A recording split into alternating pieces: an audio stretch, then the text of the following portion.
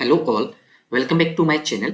आज एक नए टॉपिक पे बात करने वाले हैं। आज का जो हमारा टॉपिक है वो इनकम टैक्स से 70 बहुत इंपॉर्टेंट एमसीक्यू देखेंगे जो कि आपके प्रीवियस ईयर एग्जाम में आए हुए हैं। इसके अलावा जो मुझे बहुत इंपॉर्टेंट लग रहे हैं वो मैंने उसमें इंक्लूड किए हैं। आपको जैसा कि पता है, मैं कई बार ये चीज बोल चुका हूँ, पेपर 2 में आपके सेम क्वेश्चंस रिपीट नहीं होते हैं, लेकिन वो क्वेश्चंस जो होते हैं वो उन्हीं सेम टॉपिक्स या सेम कंसेप्ट से आते हैं। मेन चीज ये है, जिन टॉपिक से क्वेश्चंस आप जिन टॉपिक्स को मैं बता रहा हूं उन टॉपिक से क्वेश्चंस के आने की प्रोबेबिलिटी बहुत हाई है, क्योंकि उनसे लगातार क्वेश्चंस आ रहे हैं। ठीक है, तो उनको बहुत अच्छे से प्रिपेयर करना और कोशिश ये करना कि पहले आप क्वेश्चन को खुद करो। ठीक है, फिर इसके बाद आप आंसर्स देखो, क्योंकि आपका एग्जाम भी बहुत करीब है और आपका एक रिवीजन भी हो जाएगा और सिलेबस का शायद ही कोई टॉपिक ऐसा बचेगा जो कि आपके इनकम टैक्स में जो मैं कवर ना करूं। ठीक है, मैं सारे टॉपिक्स को कवर करने की कोशिश करूंगा। जितने भी आपके टॉपिक्स हैं उनमें से कहीं ना कहीं आपको सब में से कोई ना कोई एमसीक्यू देखने को मिलेगा। ठीक है,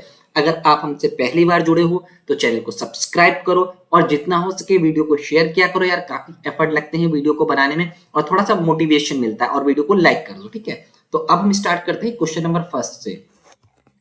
तो आपका क्वेश्चन नंबर फर्स्ट ये बोलता है, arrange the following in correct sequence. बहुत सिंपल सा क्वेश्चन है, इजीली आप लोग कर लोगे। अगर आपने इनकम टैक्स में बेसिक चीजें भी पढ़ी हैं तो आप कर लोगे। ये आपके एग्जाम में क्वेश्चन आया हुआ है। तो देखो, इसमें वो सारी चीजें इंक्लूड हो गई जो कि आपको इनकम टैक्स में पढ़नी है।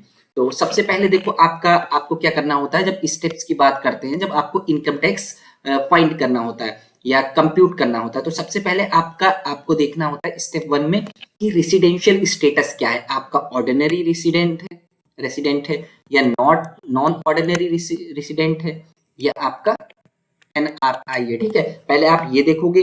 फिर डिफरेंट आपके हेड्स होते हैं। ठीक है, डिफरेंट हेड्स होते हैं, जैसे आपका सैलरी, फिर house property, business and profession, capital gain and other source. इनको याद कैसे करना है, ये 5 मेन सोर्स होते हैं। इनको याद कैसे करना, देखो याद करने का एक सेक्शन इनके बहुत इंपॉर्टेंट है। आप कैसे याद कर सकते हो मैं बताता हूँ। जैसे मान के चलो आपने एमकॉम या एमबीए किया। ठीक है, एमकॉम या एमबीए करने के बाद फिर आपकी जो सैलरी है वो 15 से 17 लाख का आपको पैकेज मिला। ठीक है, 15 से 17 लाख का पैकेज मिला। ठीक है, 15 से 17 लाख का पैकेज मिल गया। आपने एक साल जॉब कर ली, अब दूसरे पे आ गए, दूसरे साल पे आप आ गए, तो फिर आपने हाउस प्रॉपर्टी परचेज की। जो हाउस प्रॉपर्टी परचेज की वो 22 से 27 लाख की। ठीक है, 22 से 27 लाख की हाउस प्रॉपर्टी परचेज की। फिर आपने एक साल और काम किया, आपके पास और पैसा आया। फिर आपने तीसरे साल अपना एक बिजनेस खोल लिया। ठीक है, बिजनेस और प्रोफेशन खोल लिया। आपकी जो सैलरी आई थी उसी से आपने बिजनेस एंड प्रोफेशन खोल लिया। ठीक है, ये तो आपका सिंपल से याद हो जाएगा। 27 के बाद 28 और 22 को आपने डबल कर दिया 44 सेक्शन तक। ठीक है, तो ये आपको सिंपल से याद हो गया। फिर आपका फोर्थ नंबर पे जो है कैपिटल गेन। कैपिटल गेन का मतलब ये है कि जब आपने बिजनेस एंड प्रोफेशन किया तो बहुत सारे एसेट परचेज किए थे। ठीक है, फिर आपके कुछ शॉर्ट टर्म कैपिटल गेन मतलब शॉर्ट टर्म एसेट्स थे, कुछ जो आपके कुछ थे जो लॉन्ग टर्म कैपिटल एसेट थे, फिर आपने उनको सेल कर दिया। कैपिटल गेन में मतलब उनको सेल कर दिया, तो उससे क्या पैसा मिला। ठीक है, वो आपका हो जाएगा 45 से 55। ठीक, सिंपल सा, ये तो सिंपल है। फिर आपका अदर सोर्स, लास्ट में आपका अदर सोर्स, जब आपका बिजनेस चल नहीं रहा था, जब आपका बिजनेस चल नहीं रहा था, आपने अपने एसेट बेच दिए, तो आप किस पे डिपेंड होंगे, अदर सोर्स पे। और जो आपने कहीं पे इन्वेस्टमेंट कर रखा है, डिविडेंड, ये सारी चीजों पे आप डिपेंड हो गए। तो ये आपका लास्ट में हो गया अदर सोर्स, जो कि है 56 से 59। 56 आप कैसे याद कर सकते हो, मोदी जी को याद करिए और 56 याद हो जाएगा। आपका 56 इंच का सीना जो है ना, उससे याद हो जाएगा। 56 से 59 हो गया। ये आपके सिंपल से जो भी है सेक्शन याद हो गए ऐसे। फिर आपने जितने भी आपके जो classification of income under different sets वो हो जाएंगे आपके।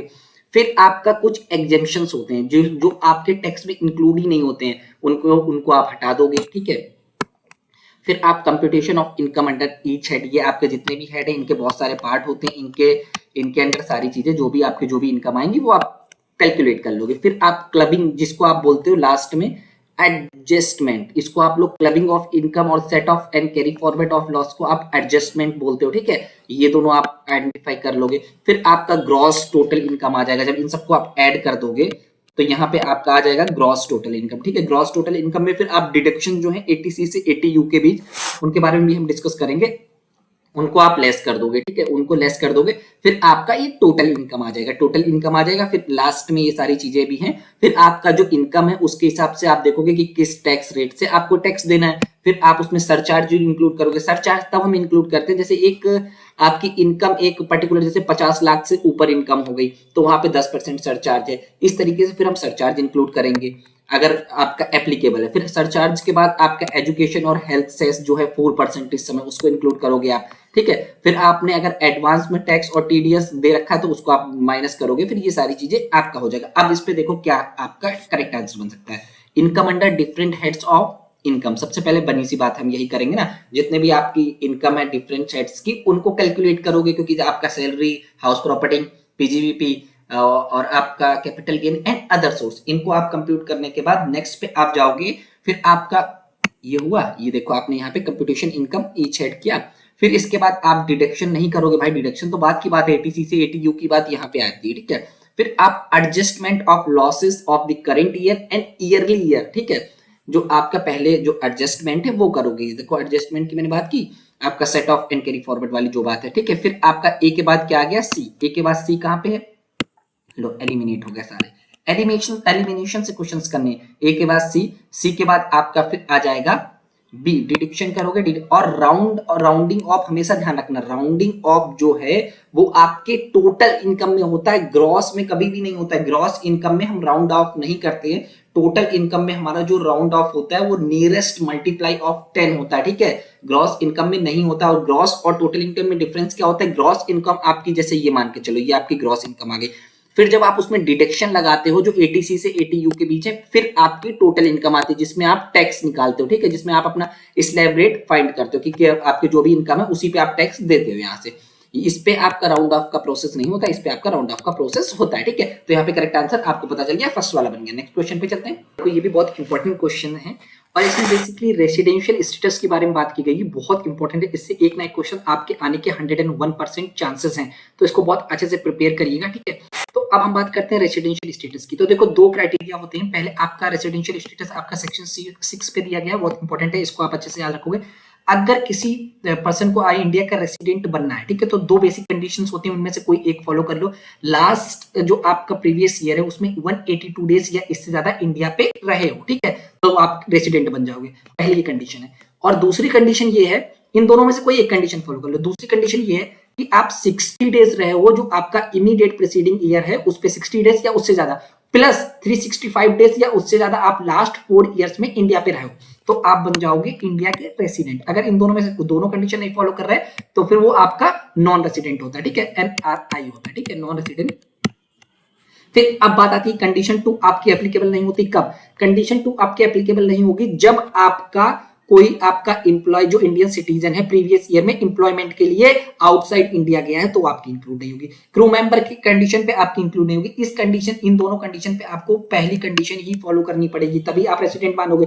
लेकिन इंडियन गवर्नमेंट को चाहिए टैक्स भैया, इंडियन गवर्नमेंट ने एक नया तरीका सोचा, इंडियन गवर्नमेंट ने एक नया अमेंडमेंट लेके आया। उन्होंने बोला कि एक इंडियन ओरिजिन पर्सन है जिसकी इनकम 15 लाख से ज्यादा है, वो लास्ट ईयर में 120 डेज या इससे ज्यादा डेज भी अगर इंडिया पे रहा है, और तो उसको भी हम रेसिडेंट की आपकी कैटेगरी पे रखेंगे। और प्लस ये वाली जो कंडीशन है वो तो रहनी चाहिए 365 डेज या उससे ज्यादा लास्ट 4 ईयर पे रहा हो, ठीक है। इन दोनों में से ये फिर आपकी चल गई रेसिडेंट की बात। अब रेसिडेंट की बात आ गई, फिर बात आती है ऑर्डिनरी रेसिडेंट के लिए। आप रेसिडेंट तो बन गए, अब ऑर्डिनरी रेसिडेंट के लिए दो कंडीशन होती है और इन दोनों को फॉलो करना है। यहाँ पे कोई एक फॉलो करना चलेगा, यहाँ पे दोनों फॉलो करना। यहाँ पे क्या है, resident of India at least 2 out of 10 previous year. आप लास्ट के जो 10 प्रीवियस ईयर हैं उसमें 2 में कम से कम इंडिया के रेसिडेंट रहे हो, ठीक है। इसके अलावा दूसरा कंडीशन ये है 730 डेज और मोर लास्ट 7 ईयर पे आप 730 डेज या इससे ज्यादा इंडिया पे रहे हो लास्ट 7 ईयर पे। तो ये दो कंडीशन फॉलो करेंगे तब आपका ऑर्डिनरी रेसिडेंट होगा। फिर आप बोलोगे normal and ordinary resident, sorry resident and ordinary resident, ROR। अगर वो नहीं है, ये दोनों कंडीशन नहीं फॉलो कर रहा है, ये फॉलो कर रहा है, तो फिर वो नॉट ऑर्डिनरी रेसिडेंट बन जाता है, ठीक है। सिंपल सा कंडीशन है, कुछ भी नहीं है।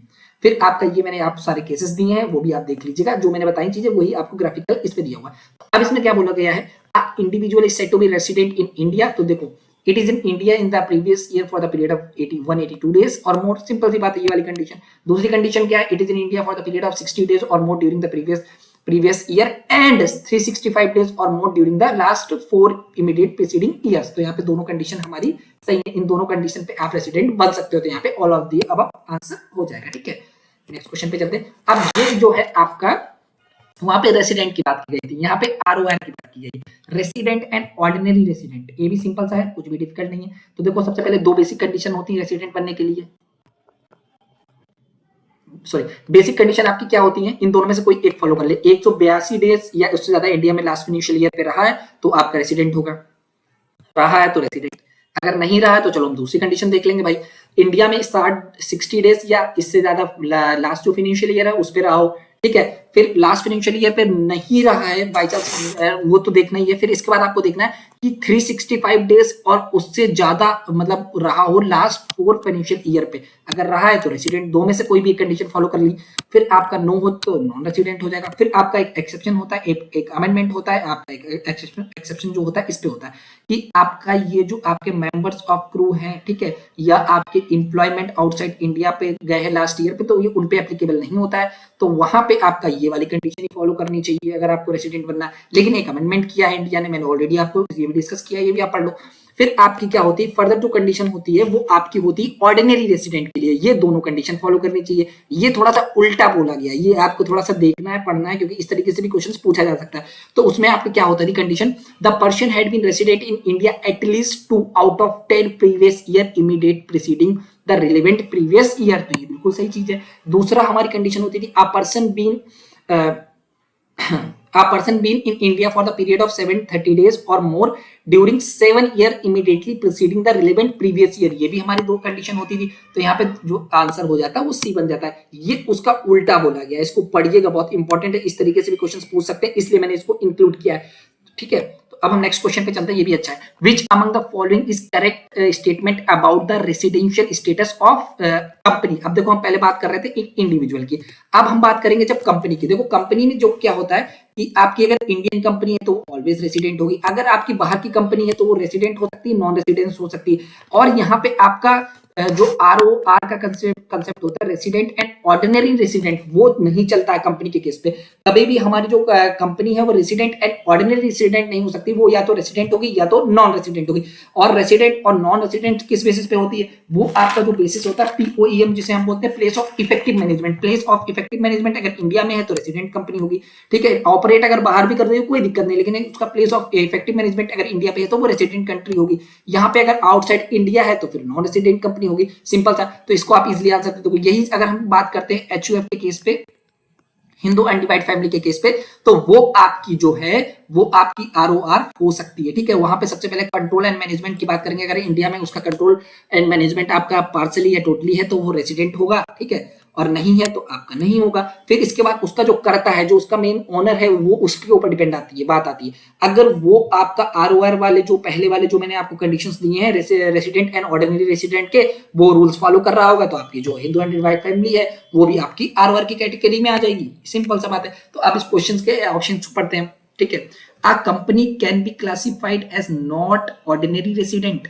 तो भाई ये तो आपका कहीं ना कहीं गलत स्टेटमेंट है। हम नॉट ऑर्डिनरी रेसिडेंट कंपनी को नहीं बोल सकते, ठीक है, वो सिर्फ और सिर्फ रेसिडेंट होगी, ठीक है। A company can never classified as not ordinary resident, ये बिल्कुल सही स्टेटमेंट है। ये भी हमारा गलत स्टेटमेंट है। जब आप इनको पढ़ोगे तो यहाँ पे सेकंड जो है हमारा करेक्ट आंसर बन जाएगा। हाँ देखो नेक्स्ट क्वेश्चन पे चलते हैं। Mohan has rendering his services in India and retired in 2020। He then shifted and settled in Singapore. देखो टर्म्स को बहुत अच्छे से पढ़ना है। Shifted and settled in Singapore, the pension received by him for such service would be, ठीक है, any pension payable outside India to a person residing permanently outside India shall be deemed to occur or arise outside India। तो correct answer तो आपको पता चल गया, ठीक है। और चीजें डिस्कस करते हैं, ठीक है। ये और मैंने एक्सप्लेनेशन दिया है। फिर इसका following incomes are treated as income deemed to have accrued और अराइज इन इंडिया। ये आपकी सारी इनकम्स के बारे में बात की है, उसको अच्छे से पढ़िएगा, नोट डाउन कर लीजिएगा। हाँ ये चार्ट बहुत अच्छे से प्रिपेयर करिएगा, बहुत इंपॉर्टेंट है एग्जाम के लिए ये, इससे क्वेश्चंस पूछे जाते हैं। अब हम बात करते हैं जरा सा अच्छे से आपसे इनकम रिसीव्ड इन इंडिया, अगर कोई इनकम रिसीव हो रही इंडिया में तो वो आपका रेसिडेंट ऑर्डिनरी रेसिडेंट हो, रेसिडेंट नॉट ऑर्डिनरी रेसिडेंट हो, या आपका नॉन रेसिडेंट हो, वो तीनों के केस पे टैक्सेबल होगी क्योंकि इंडिया में रिसीव हो रही। इनकम अकरिंग इन इंडिया, ठीक है, ये चीज पढ़िएगा फिर इससे समझ जाएगा।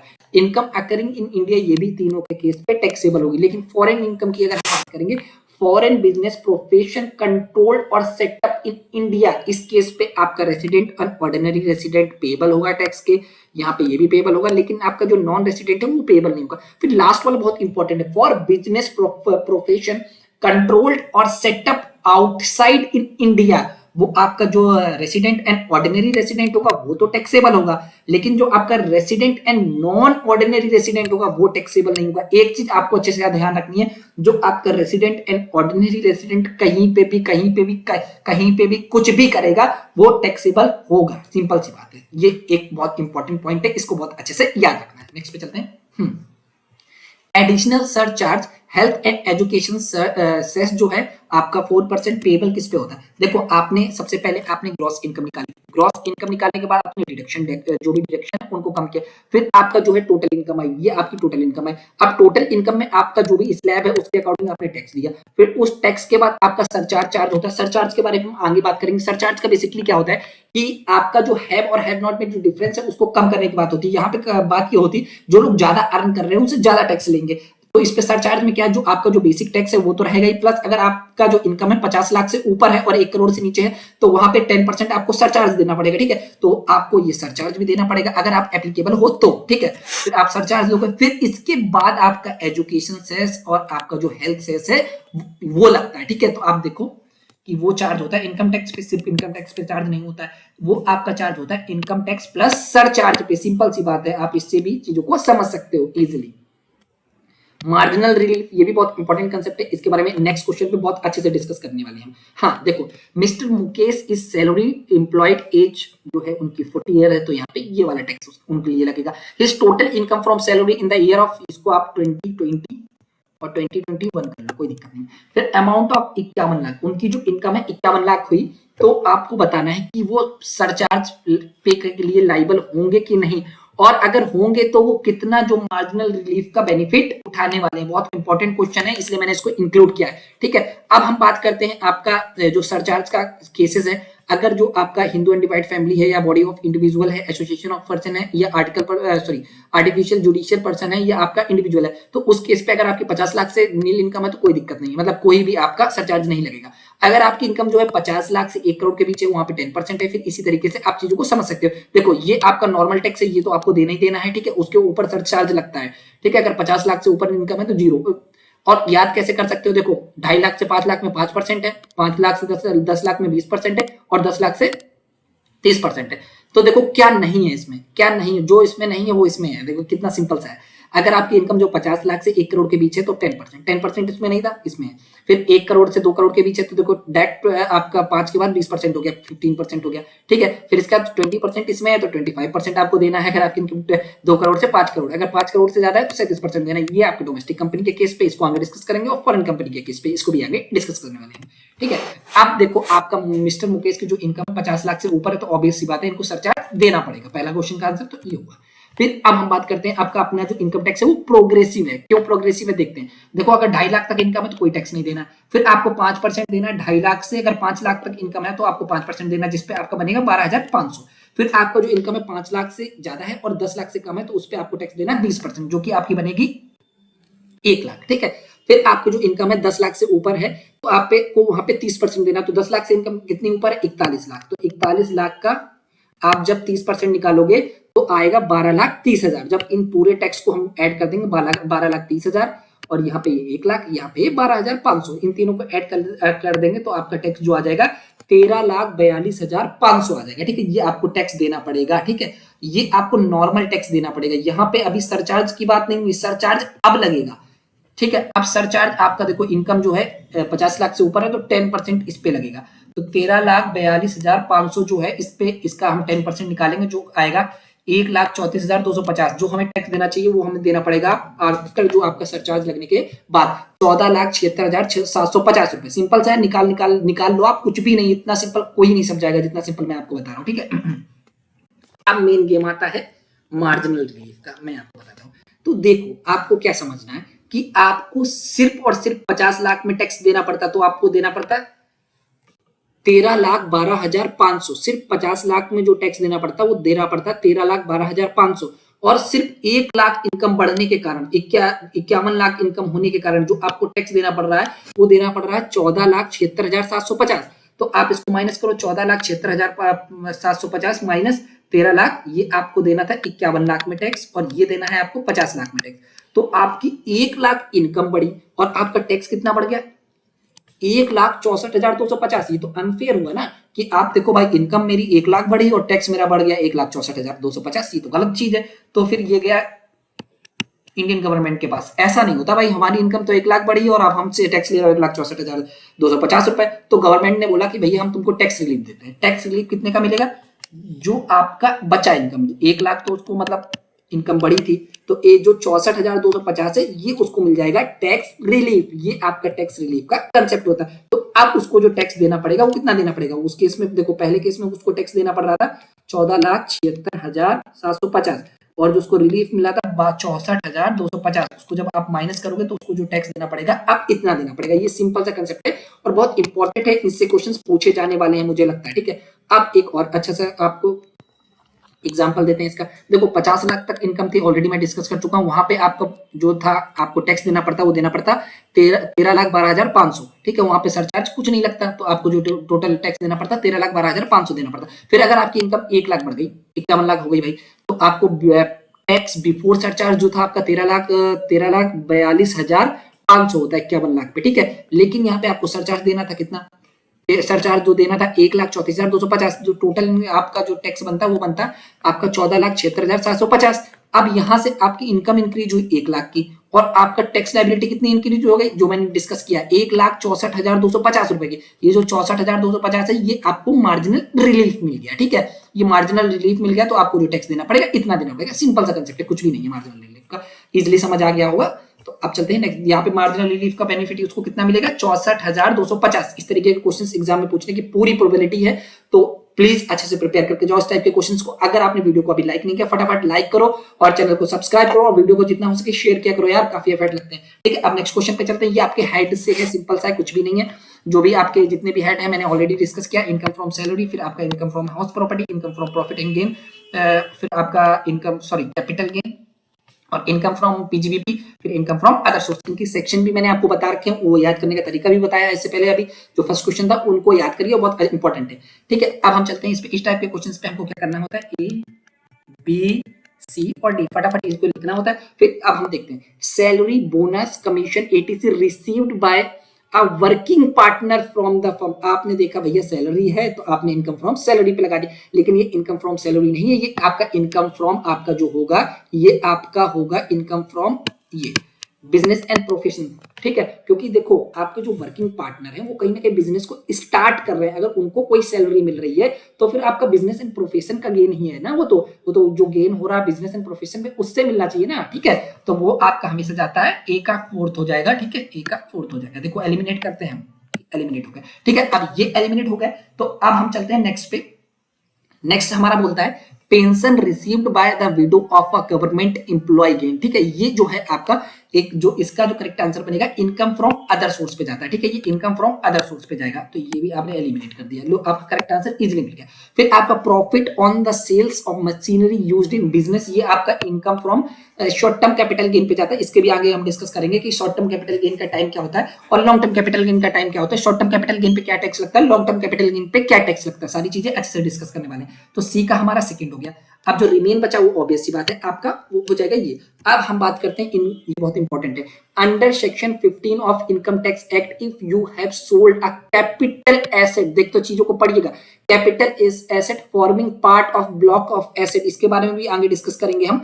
Block of asset including building and machinery on which the depreciation block of asset. जब हम यहाँ पे बात करते हैं कौन सा डेप्रिसिएशन मेथड यूज करेंगे ये भी आगे डिस्कस होगा। ब्लॉक ऑफ एसेट पे क्या बात होती है, कैसे डेप्रिसिएशन चार्ज करते करते हैं, क्या रेट होते हैं, वो सब आगे डिस्कस करेंगे।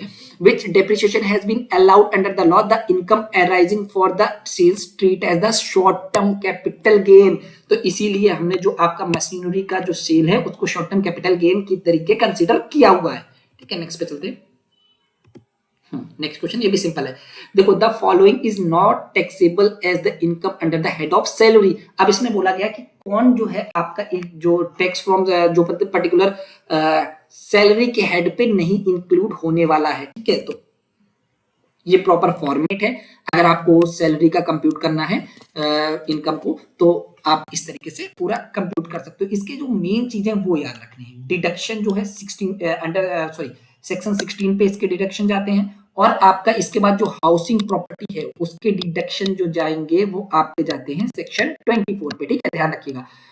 यहाँ पे डिडक्शन जो है आपका स्टैंडर्ड डिडक्शन जो है 5,000 तक का मिल सकता है। फिर इंटरटेनमेंट डिडक्शन जो है आपके गवर्नमेंट एम्प्लॉयज को मिलता है पहले 50,000 तक, अब ये नहीं सॉरी पहले 40,000 तक, अब ये जो है वो 50,000 हो गया। ठीक है, इजिली याद रहेगा आपको।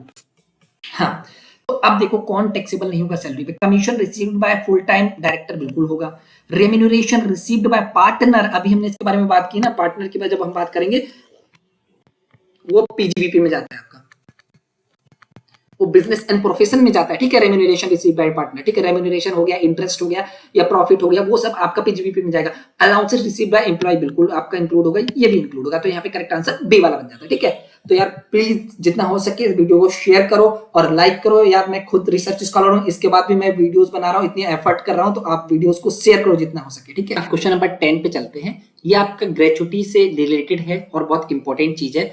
तो यहाँ पे एग्जेम्पशन की बात की, तो सबसे पहले दो चीजें होती हैं, पहले आपका एग्जेम्पशन होता है, दूसरा आपका जो डिडक्शन होता है। जब एग्जेम्पशन की बात करेंगे तो वो आपके टैक्स में, वो पर्टिकुलर आपकी इनकम में इंक्लूड ही नहीं होगा टैक्स के लिए। ठीक है, जब हम डिडक्शन की बात करेंगे तो वहां पे वो आपका ग्रॉस इनकम जो है वहां से डिडक्ट होता है। ठीक है, हमेशा ध्यान रखना, आपका जो एग्जेम्पशन है वो आपका टैक्स कैलकुलेशन के लिए इंक्लूड नहीं होता है, जो आपका डिडक्शन है वो इंक्लूड होता है। ठीक है, तो अब यहाँ पे वो ग्रेचुटी की बात की गई है। अगर gratuity receive by government employee is exempted under section of, ये सेक्शन दिया गया है। ठीक है, इनकम टैक्स, अगर कोई जो आपका गवर्नमेंट एम्प्लॉय है उसको ग्रेचुटी मिल रही है तो एग्जेम्प्टेड होती है फ्रॉम टैक्स के लिए। ठीक है, पहला स्टेटमेंट ये बोल रहा है। दूसरा स्टेटमेंट ये बोल रहा है gratuity receive by local authority employee is exempted from tax. ठीक है, अब इसको पढ़ते हैं।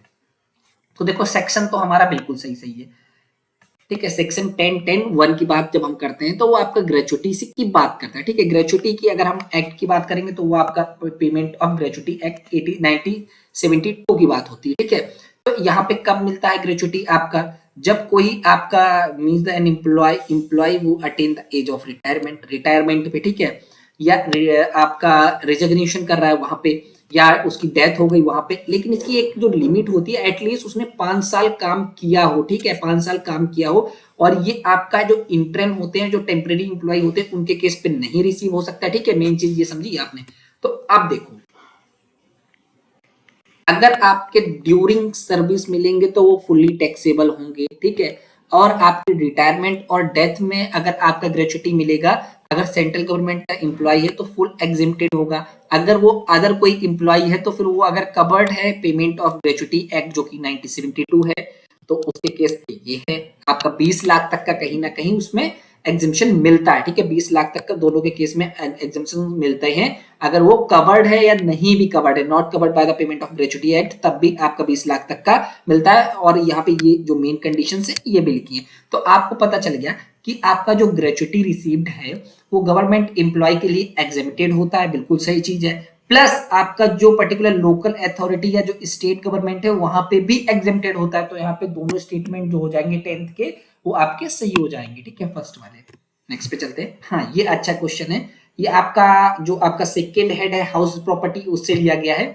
तो देखो इस केस में क्या होता है कि एक आपका ग्रॉस एनुअल वैल्यू होती है। ठीक है, ग्रॉस एनुअल वैल्यू होती है, उसी से आपका हाउस प्रॉपर्टी की स्टार्टिंग होती है। वो हम कैसे फाइंड करते हैं, वो हम ऐसे फाइंड करते हैं। सबसे पहले हम देखते हैं फेयर रेंट ऑफ प्रॉपर्टी। ठीक है, फेयर रेंट और म्युनिसिपल रेंट। फेयर रेंट का मतलब है कि वहां पे जो लोकल, जैसे मान के चलो कि आप एक पर्टिकुलर एरिया में रहते हैं तो वहां पे लोकली किस रेंट, मतलब क्या रेंट देते हैं लोग। ठीक है, किस रेंट पे घर लोग देते हैं। तो फेयर रेंट आपका जैसे मान के चलो यहाँ पे कितना है, मान के क्या चलो यहाँ पे है आपका 5 लाख। ठीक है, फेयर रेंट आपका 5 लाख हो गया। देखो इसको समझते जाना, बहुत सिंपल है। एक दो इससे क्वेश्चन आते हैं आपके एग्जाम में। ठीक है, म्युनिसिपल वैल्यूएशन, ये पर्टिकुलर वहां की लोकल अथॉरिटी है वो वैल्यूएट करती है, ठीक है, 4,50,000, ठीक है, 1 2 3 4। अब इन दोनों में जो हायर होता है उसको लेते हैं, ठीक है, अगर म्युनिसिपल वैल्यूएशन हायर होता है तो उसको लेते, फेयर रेंट हायर है तो फेयर रेंट को लेंगे, ठीक है, तो ये आपका फेयर रेंट हुआ, ठीक है।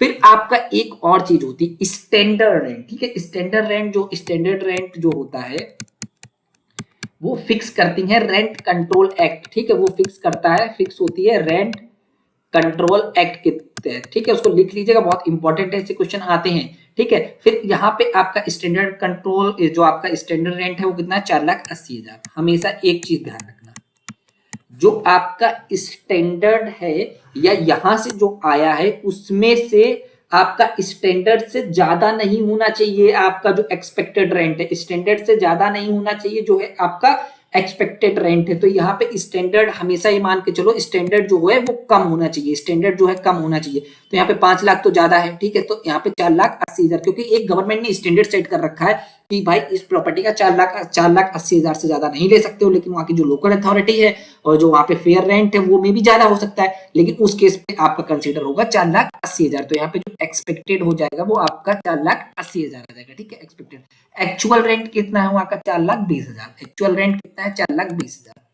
तो इन दोनों में जो हायर होगा वो आपका जो हो जाएगा वो ग्रॉस वैल्यू हो जाएगी। तो यहाँ पे जो आपका हायर क्या है, 4,80,000, 4 लाख में से और 4,80,000 में से, तो ये आपकी ग्रॉस वैल्यू हो जाएगी, ग्रॉस एनुअल वैल्यू हो जाएगी आपके पर्टिकुलर प्रॉपर्टी के केस में। तो 11th का जो आंसर हो गया 4,80,000 हो गया। ये मैंने इस पे भी दिया है। सबसे पहले फेयर वैल्यू देखते हैं, फेयर वैल्यू के बाद यहाँ पे 5 लाख है, फिर आपकी म्युनिसिपल वैल्यू देखते हैं, इन दोनों में जो हायर होगी उसको चूज करेंगे, 5 लाख को चूज करेंगे हायर है। फिर आपका स्टैंडर्ड रेंट देखते हैं, स्टैंडर्ड रेंट जो है आपका जो है वो कम होना चाहिए हमेशा, ये जो वैल्यू आएगी इससे कम होना चाहिए, ठीक है, अगर इससे कम नहीं है तो फिर हम इसी को कंसीडर करेंगे, क्योंकि गवर्नमेंट ने स्टैंडर्ड सेट कर रखे हैं ना, तो स्टैंडर्ड से ज्यादा नहीं हो सकता है, तो फिर हम इसको ले लेंगे। फिर आपका जो एक्चुअल रेंट है फिर इन दोनों में कंपेयर करेंगे, इन दोनों में जो ज्यादा होगा उसको लेंगे, 4,80,000 करेक्ट आंसर बन गया, सिंपल सा।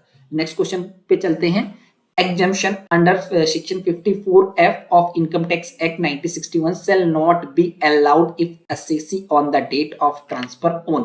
देखो यहाँ पे मैंने बात की थी हाउस प्रॉपर्टी का, ये चल रहा है आपका सेकंड वाला जो हेड है।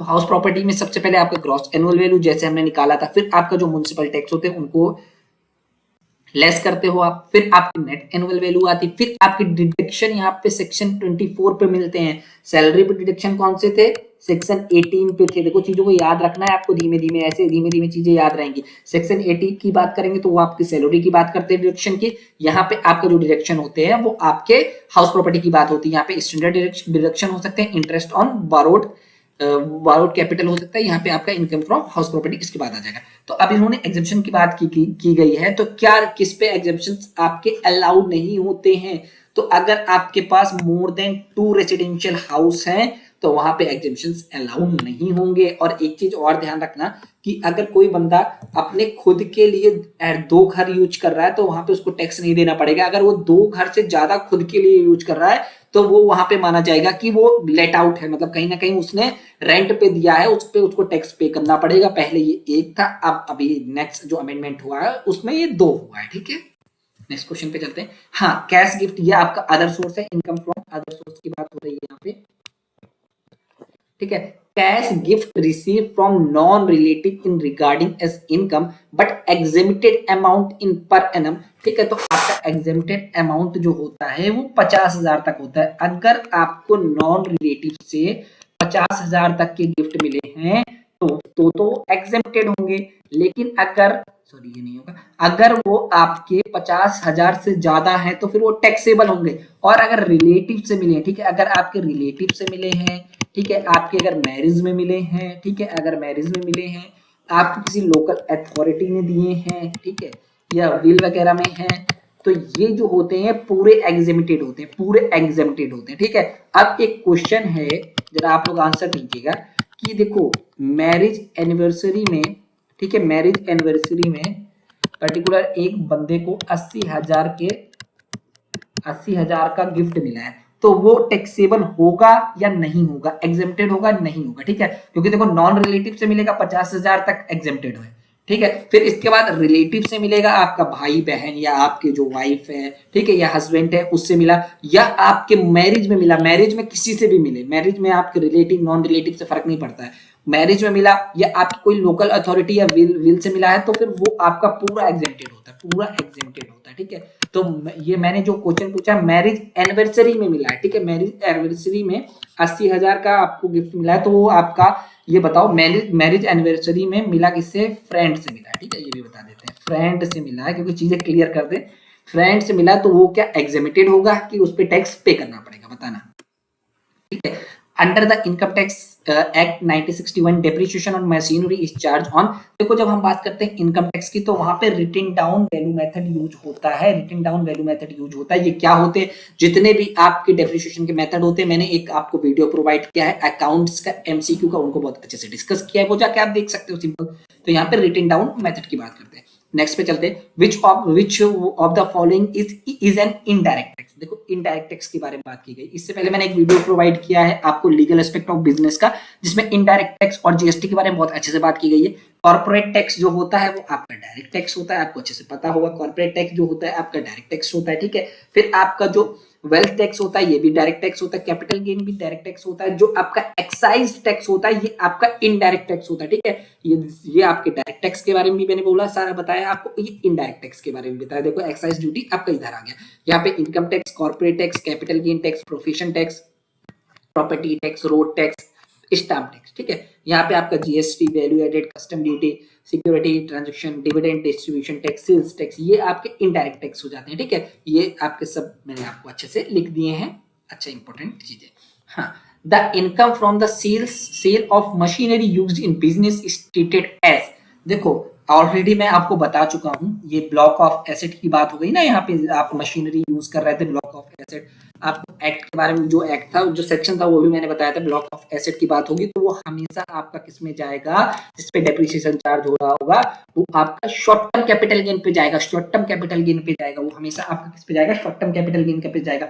यहाँ पे जो आपकी बात हो रही है, यहाँ पे कैपिटल गेन की बात हो रही है, शॉर्ट टर्म कैपिटल एसेट की में जो बात होती है वो आपके पास लेस देन 36 मंथ होना चाहिए, ठीक है। उससे ज्यादा होगा तो फिर वो लॉन्ग टर्म पे चला जाएगा, लेकिन इस पे ये जो 36 मंथ है इस पे कुछ एक्सेप्शन है, वहां पे ये आपका 12 मंथ हो जाता है, ठीक है, 12 मंथ हो जाता है आपका इक्विटी और प्रेफरेंस शेयर के इन कंपनी के केस पे, ठीक है। यहाँ पे अगर आपके 12 मंथ से कम आपके पास कोई सिक्योरिटी है, इक्विटी या प्रेफरेंस शेयर की, तो वो आपकी शॉर्ट टर्म कैपिटल गेन पे अगर आप सेल करोगे, अगर 12 मंथ के ऊपर आप सेल कर रहे हो तो फिर वो लॉन्ग टर्म कैपिटल गेन पे चला जाएगा। इसी तरीके से ये सारी चीजें जो है ये आपके 12 मंथ यहाँ पे कंसिडर होता है, ठीक है।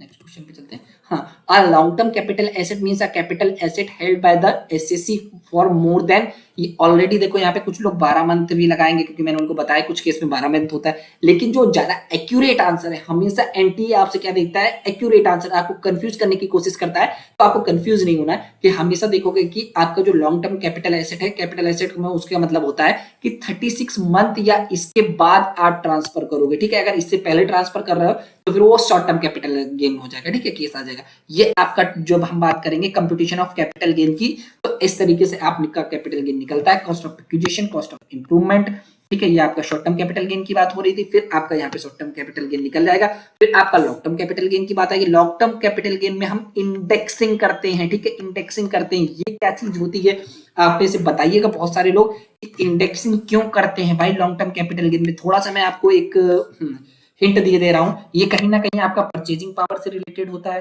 ये इन्फ्लेशन से रिलेटेड होता है, ये दो चीजें मैंने हिंट दी हैं, उनको जाके देखिए। और अभी इस समय जो आपका इसका एक फॉर्मूला भी होता है, वो भी मैं आपको बता दे रहा हूं, cost of acquisition into current year divided by base year, ठीक है। एंड हाँ, शॉर्ट टर्म कैपिटल गेन में हमारा जो टैक्स पे करना पड़ता है 15% पे करना पड़ता है, ठीक है। And long term capital gain पे हमें जो टैक्स पे करना पड़ता है वो 20% टैक्स पे करना पड़ता है, ध्यान रखिएगा इसको। देखो क्वेश्चन भी आ गया, generally the long term capital gain is charge to tax plus surcharge and cess, ठीक है। तो वहां पे जो आपका टैक्स होता है वो आपको पे करना पड़ता है, कितना मैं ऑलरेडी आपको बता चुका हूं। लॉन्ग टर्म के केस पे, लॉन्ग टर्म के केस पे हमारा 20% होता है, शॉर्ट टर्म के केस पे हमारा 15% होता है, ठीक है। ये आपको मैंने बहुत सारे स्लैब्स हैं, कहीं पे 20% है, कहीं पे 10% है, तो वो भी मैंने आपको बताया है। और कहीं-कहीं आपका ईयर भी चेंज हो रहा है, ठीक है? वो भी आपका शॉर्ट टर्म या लॉन्ग टर्म क्या किसको कंसीडर करते हैं? कहीं पे 3 ईयर भी है, कहीं पे 1 ईयर भी है, कहीं पे 2 ईयर भी है, लेकिन मोस्ट एक्यूरेट हमेशा 3 ईयर रहता है, ठीक है? इसको पढ़िएगा, इंपॉर्टेंट है। नेक्स्ट क्वेश्चन पे चलते हैं। The rate of depreciation on the residential building, ठीक है? तो यहाँ पे मैंने आपको बताया ब्लॉक ऑफ एसेट की मैंने जो बात की थी, यहाँ पे जो आपका डेप्रिसिएशन लगता है ब्लॉक ऑफ एसेट के बेसिस पे लगता है, ठीक है? अगर आपका इंटेंजिबल एसेट है तो वहां पे 25% डेप्रिसिएशन लगता है। अगर आपका टेंजिबल एसेट है तो वहां पे बिल्डिंग और रेसिडेंशियल, अगर आप खुद मतलब बिल्डिंग जो है आप रेसिडेंशियल पर्पस के लिए यूज कर रहे हो तो 5% लगेगा। अगर आप नॉन रेसिडेंशियल पर्पस के लिए यूज कर रहे हो तो वहां पे 10% लगेगा, ठीक है? इसी तरीके से आपका बहुत सारे एसेट्स की बात होती है, लेकिन जो आपके मेन एसेट्स हैं वो मैंने इसमें इंक्लूड किए हैं। तो यहाँ पे क्या rate of depreciation on the residential building पे कितना डेप्रिसिएशन लगता है? वो आपका 5% लगता है, ठीक है? सिंपल सा। अगर नॉन रेसिडेंशियल होता तो वो आपका कितना होता है? उसी का दुगना हो जाता है, 10%। अब जैसे ये भी देखो, प्लांट एंड मशीनरी पे आपका 15% लगता है। फैक्ट्री बिल्डिंग जो है वहां पे 10% लगेगा। जो फैक्ट्री बिल्डिंग जो आपका ये नॉन रेसिडेंशियल बिल्डिंग जो है वहां पे 10% लगता है। फर्नीचर एंड फिटिंग्स पे आपका 10% लगेगा। कंप्यूटर एंड सॉफ्टवेयर पे 16% लगेगा, ठीक है? स्पेसिफिक एनर्जी सेविंग डिवाइसेस पे 18%, स्पेसिफिक इन्वायरमेंट प्रोटेक्शन इक्विपमेंट पे 100% आपका डेप्रिसिएशन होता है, ठीक है? नेक्स्ट क्वेश्चन पे चलते हैं।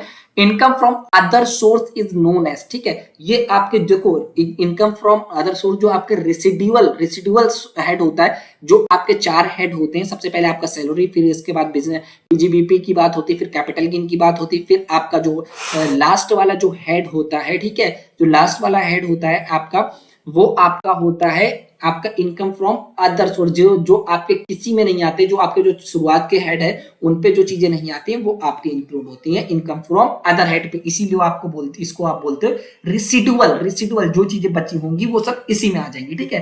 तो यहाँ पे करेक्ट आंसर ये हो जाएगा। और इनको बहुत अच्छे से पढ़िएगा क्योंकि यार बहुत इंपॉर्टेंट है। ये जितने भी हैं ये आपके अदर सोर्स की बात कर रहे हैं, चाहे डिविडेंड हो, आप चाहे लॉटरी वगैरह में विन किए हो, ठीक है? ये आपका जो प्रोविडेंट फंड से रिकवरी की बात हो रही हो, इंटरेस्ट ऑन सिक्योरिटी की बात हो रही हो, ठीक है? Income from machinery and plant और फर्नीचर लेट, ठीक है? लेट ऑन हायर, ठीक है? लेट ऑन हायर की बात हो रही है। आप लोग इसको जनरली आप देखते हो और इसको आप जो है कैपिटल गेन वगैरह में कर देते हैं, वो आपका नहीं होगा। यहाँ पे सब लेटिंग की बात होगी हाउस प्रॉपर्टी की, तो भी आपका इंक्लूड होगा अदर सोर्स पे। सब लेटिंग का मतलब होता है जैसे मान के चलो ए ने कोई प्रॉपर्टी जो है बी से ली, ठीक है? बी से मतलब हाउस प्रॉपर्टी मतलब रहने के लिए ली, ठीक है? फिर ए ने क्या किया, उसको सी को दे दिया। तो ये जो इनकम होती है वो आपकी अदर सोर्स पे जाती है, ये हाउस प्रॉपर्टी पे नहीं जाएगी, ठीक है? तो ये सारे आपके जो है इनको देखिएगा, ठीक है? नेक्स्ट क्वेश्चन पे चलते हैं। देखो 3 चीजें होती हैं, बहुत इंपॉर्टेंट और बहुत अच्छा क्वेश्चन है। सबसे पहले आपका टैक्स प्लानिंग होता है, फिर आपका टैक्स इविजन होता है, ठीक है? फिर आपका टैक्स अवॉइडेंस होता है। जब हम टैक्स प्लानिंग की बात करेंगे तो वहां पे हमारा क्या होता है, जो 80C से 80U के बीच जो डिडक्शन होते हैं उनको प्रॉपर यूटिलाइज करके, उनको अच्छे से प्लान करके जब आप टैक्स लायबिलिटी को कम करते हो तो वो आपका टैक्स प्लानिंग होता है। फिर टैक्स इविजन की बात होती है। टैक्स इविजन जो होता है ये कहीं ना कहीं आप इनलीगल होता है, ये आप इनलीगल होता है, ठीक है? आप अपनी लाइबिलिटीज को, टैक्स लाइबिलिटी को कम करते हो इमोरल और इलीगल तरीके से, ठीक है? अपने इलीगल तरीके से टैक्स को बचाने की बात करते हो, तो यहाँ पे आपका इमोरल भी होता है और ये इलीगल भी होता है। फिर टैक्स अवॉइडेंस की बात होती है। टैक्स अवॉइडेंस का जो मेन काम होता है, जो लूप होल्स होते हैं, उन लूप होल्स के द्वारा टैक्स लायबिलिटी को कम करने की बात होती है, ठीक है? टैक्स लायबिलिटी को कम करने की बात होती है। ये आपका लीगल होता है, ये आपका इलीगल नहीं होता है। मतलब आप लॉ के अंदर ही यहाँ पे चीजों को, टैक्स को कम करने की बात करते हो, लेकिन ये आपका इमोरल होता है, ठीक है? आपका इमोरल होता है बट आपका ये लीगल होता है, ठीक है? अब देखो समझते हैं क्वेश्चन पे क्या लिखा है। If the tax liability has been reduced within legal framework, it is tax planning. हाँ ठीक है, टैक्स प्लानिंग में भी लीगल फ्रेमवर्क के अंदर आप काम करते हो, टैक्स अवॉइडेंस में भी करते हो, लेकिन टैक्स जो आपका इविजन है वहां पे नहीं करते हो। तो पहला स्टेटमेंट आपका बिल्कुल सही है, कोई प्रॉब्लम नहीं है। अब दूसरे स्टेटमेंट पे हम चलते हैं। If tax liability has been reduced to get benefit of deduction available under the income tax, it is called tax evasion। नहीं, उसको हम टैक्स इविजन नहीं, उसको हम टैक्स प्लानिंग बोलते हैं, ठीक है? अगर आपके जो डिडक्शन है 80C से 80U के बीच, उनको आप लेके टैक्स लायबिलिटी को कम करते हो तो उसको मैंने आपको ऑलरेडी बताया, उसको आप टैक्स प्लानिंग बोलते हो, टैक्स इविजन नहीं बोलते हो। सेकंड स्टेटमेंट आपका रॉन्ग हो गया, तो यहाँ पे 21 का सेकंड इजीली आंसर आपको मिल गया। First correct, second incorrect. Next question पे चलते हैं, ये भी अच्छा क्वेश्चन है। Which of the following consider as the tax planning effort, ठीक है। अब मैंने सारी चीजें आपको बहुत अच्छे से बताई है, टैक्स प्लानिंग क्या होता है, टैक्स अवॉइडेंस क्या होता है, टैक्स इविजन क्या होता है। तो आप देखिएगा कि इसमें करेक्ट और मोस्ट एक्यूरेट आंसर कौन सा बन सकता है, ठीक है। फिर आप लोग आंसर दीजिएगा कमेंट बॉक्स पे, देखते हैं कितने लोग आंसर दे पाते हैं। बहुत सिंपल सा है, ज्यादा टफ नहीं है। हाँ, बट एग्जाम में आपके आया हुआ है क्वेश्चन। हाँ देखो, नेक्स्ट क्वेश्चन पे चलते हैं। आपको पता है एग्रीकल्चर इनकम जो है आपकी एग्जेम्प्टेड होती है, ठीक है, वो आपकी इनकम टैक्स पे इंक्लूड नहीं होती, ठीक है। एग्रीकल्चर इनकम क्या होती है आपकी, ये मैंने आपको ऑलरेडी बता दिया, ठीक है। यहाँ पे ये बहुत इंपॉर्टेंट है, इनकम फ्रॉम फार्म हाउस जो है आपका पूरा एग्जेम्प्टेड होता है, ठीक है। फिर अब हम बात करते हैं आपका कौन सी इनकम जो है एग्रीकल्चर इनकम नहीं मानी जाती है। डिविडेंड अगर पेड करोगे, paid by a company out of its agriculture income, ठीक है, अगर वो डिविडेंड पे कर रही है अपनी एग्रीकल्चर इनकम से कोई कंपनी, तो वो आपका एग्रीकल्चर इनकम नहीं कंसीडर किया जाएगा। एरियर ऑफ रेंट, ठीक है, एरियर ऑफ रेंट जिसको आगे हम डिस्कस करेंगे, वो भी नहीं होगा। डेयरी फार्मिंग नहीं होगा, फिशरीज नहीं होगा, पोल्ट्री फार्मिंग नहीं होगा। तो अब यहाँ पे क्या पूछा गया है, income from coffee manufacturing. Manufacturing की बात करेंगे तो ये वाली बात हो रही है ना, coffee manufacturing has been divided. जो कॉफी मैन्युफैक्चरिंग है वो आपका डिवाइडेड होता है 75% जो होगा वो एग्रीकल्चर इनकम में, 25% आपका जो है वो बिजनेस इनकम में, ठीक है। ये फिर कहीं ना कहीं प्रोसेसिंग और मार्केटिंग की बात हो रही है यहाँ पे फिर आपका रबर की भी बात हो गई और टी की भी बात हो गई। इन सबको लिख लीजिएगा क्योंकि इनसे क्वेश्चंस पूछे जाते हैं एग्जाम में, बहुत इंपॉर्टेंट है ये, ठीक है। नेक्स्ट क्वेश्चन पे चलते हैं।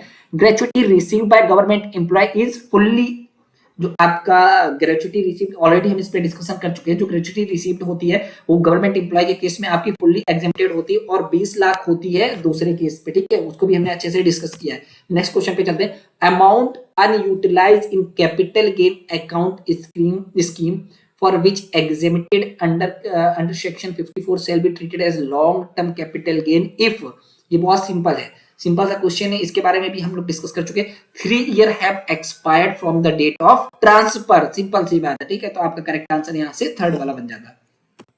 नेक्स्ट क्वेश्चन पे जाते हैं। which one of the following agriculture income under the income tax act 1961, ठीक है। तो इसमें पूछा गया है कि आपका कौन सी ऐसी इनकम है जो एग्रीकल्चर इनकम में इंक्लूड है। देखो एरियर का मतलब क्या होता है, एरियर इंटरेस्ट ऑन एरियर। जैसे मान के चलो ए जो एग्रीकल्चर इनके पास लैंड थी, इन्होंने बी को अपनी लैंड दी एग्रीकल्चर पर्पस के लिए, ठीक है। तो बी को पर मंथ जो था वो रेंट देना था 5,000 रुपए, ठीक है, पर मंथ रेंट देना था 5,000। बी से क्या होता है कि लगातार 2 महीने तक रेंट नहीं दे पाते, तो ए ने बोला भाई अब रेंट नहीं दे रहा, अब हम आपसे लेंगे इंटरेस्ट इस पे, ठीक है। आप 10,000 तो अब हमें दोगे और उस पे दोगे 5% इंटरेस्ट, ठीक है। 5% इंटरेस्ट दोगे तो आपका कितना हो गया 5% इंटरेस्ट यहाँ पे, तो आप हमको दोगे 500 रुपए इंटरेस्ट भाई।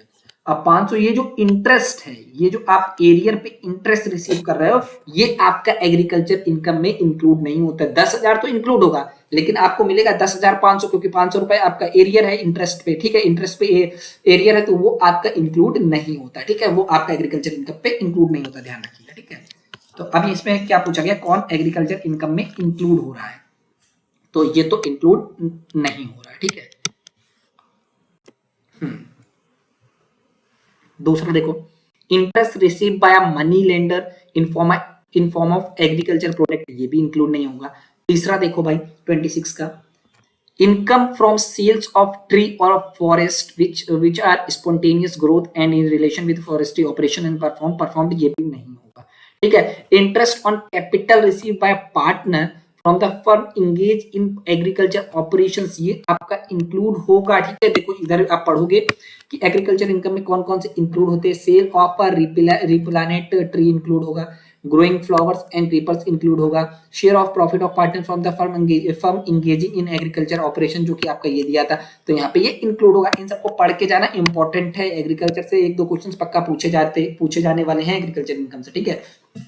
हाँ ये अच्छा है। Loss from house property can be set of against, ये जो आपका क्वेश्चन है आपका set of and carry forward से, ये आपका इंट्रा हेड होता है, ठीक है। पहला आपका इंट्रा हेड होता है, ठीक है, दूसरा आपका इंटर हेड होता है, ध्यान रखना। दो तरीके से आप सेट ऑफ कर सकते हैं। जैसे मान के चलो आपको हाउस प्रॉपर्टी में कोई लॉस हो गया, ठीक है, हाउस प्रॉपर्टी में लॉस हो गया, तो इंट्रा हेड सेट ऑफ का मतलब होता है कि आप सेम हेड से कहीं प्रॉफिट हुआ हो तो उससे आप अपने लॉस को, जैसे मान के चलो 3 हाउस थे आपके पास, 3 या 4 हाउस थे, एक पे आपको लॉस हो गया तो आप दूसरे से उसका जो लॉस है उसको भर सकते हो, बिल्कुल भर सकते हो, कोई दिक्कत नहीं, हम भर सकते हैं, यहाँ पे सेम हेड से अलाउड होता है। लेकिन जब हम इंटर हेड की बात करेंगे दूसरे हेड से, क्योंकि आपके पास हाउस प्रॉपर्टी तो एक होता नहीं है, आपके पास सैलरी भी है, हाउस प्रॉपर्टी भी है, आपके पास पीजीबीपी भी है, आपके पास प्लस अदर सोर्स भी है, आपके पास प्लस कैपिटल गेन भी है, शॉर्ट टर्म और लॉन्ग टर्म, ठीक है। तो अदर हेड से भी आप अलाउड अलाउड होते हो, ठीक है, अदर हेड से भी आपका अलाउड होता है, इसको लिख लीजिएगा, बहुत इंपॉर्टेंट है।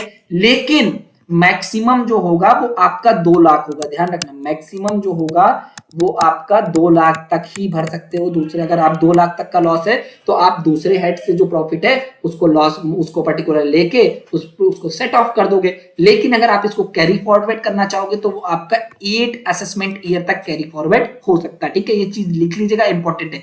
फिर आपका बिजनेस लॉस भी आप कहीं ना कहीं अलाउड है, ठीक है, ये आपका इंट्रा हेड अलाउड है, और इंटर हेड पे आपका अलाउड है एक्सेप्ट सैलरी आप बिजनेस लॉस को नहीं भर सकते हो, बाकी सबसे भर सकते हो। यहाँ पे 8 असेसमेंट ईयर यहाँ पे भी है। फिर आपका जो स्पेक्यूलेशन लॉस हुआ है, तो जो आपका स्पेक्यूलेशन जो प्रॉफिट है उसी से भर सकते हो आप, और किसी से नहीं भर सकते हो, यहाँ पे नॉट अलाउड होता है, और दूसरे हेड से भी नहीं भर सकते। और यहाँ पे जो आपका कैरी फॉरवर्ड होता है 4 असेसमेंट ईयर के लिए होता है। फिर आपका शॉर्ट टर्म कैपिटल लॉस है, शॉर्ट टर्म अगर कैपिटल लॉस है तो वहां पे आपका जो शॉर्ट टर्म कैपिटल गेन है या short term long term capital gain है, उन दोनों से आप सेट ऑफ कर सकते हो अपने लॉस को, ठीक है, उन दोनों से आप कर सकते हो सेट ऑफ, ठीक है, आप दूसरे हेड से नहीं कर सकते हो। 8 असेसमेंट ईयर की बात होती। फिर अगर लॉन्ग टर्म कैपिटल लॉस है तो लॉन्ग टर्म कैपिटल लॉस को आप लॉन्ग टर्म कैपिटल गेन से ही सेट ऑफ कर सकते हो, ध्यान रखिएगा, लॉन्ग टर्म कैपिटल गेन से ही सेट ऑफ कर सकते हो आप। Long term short term capital gain से इसको सेट ऑफ नहीं कर सकते, जबकि शॉर्ट टर्म था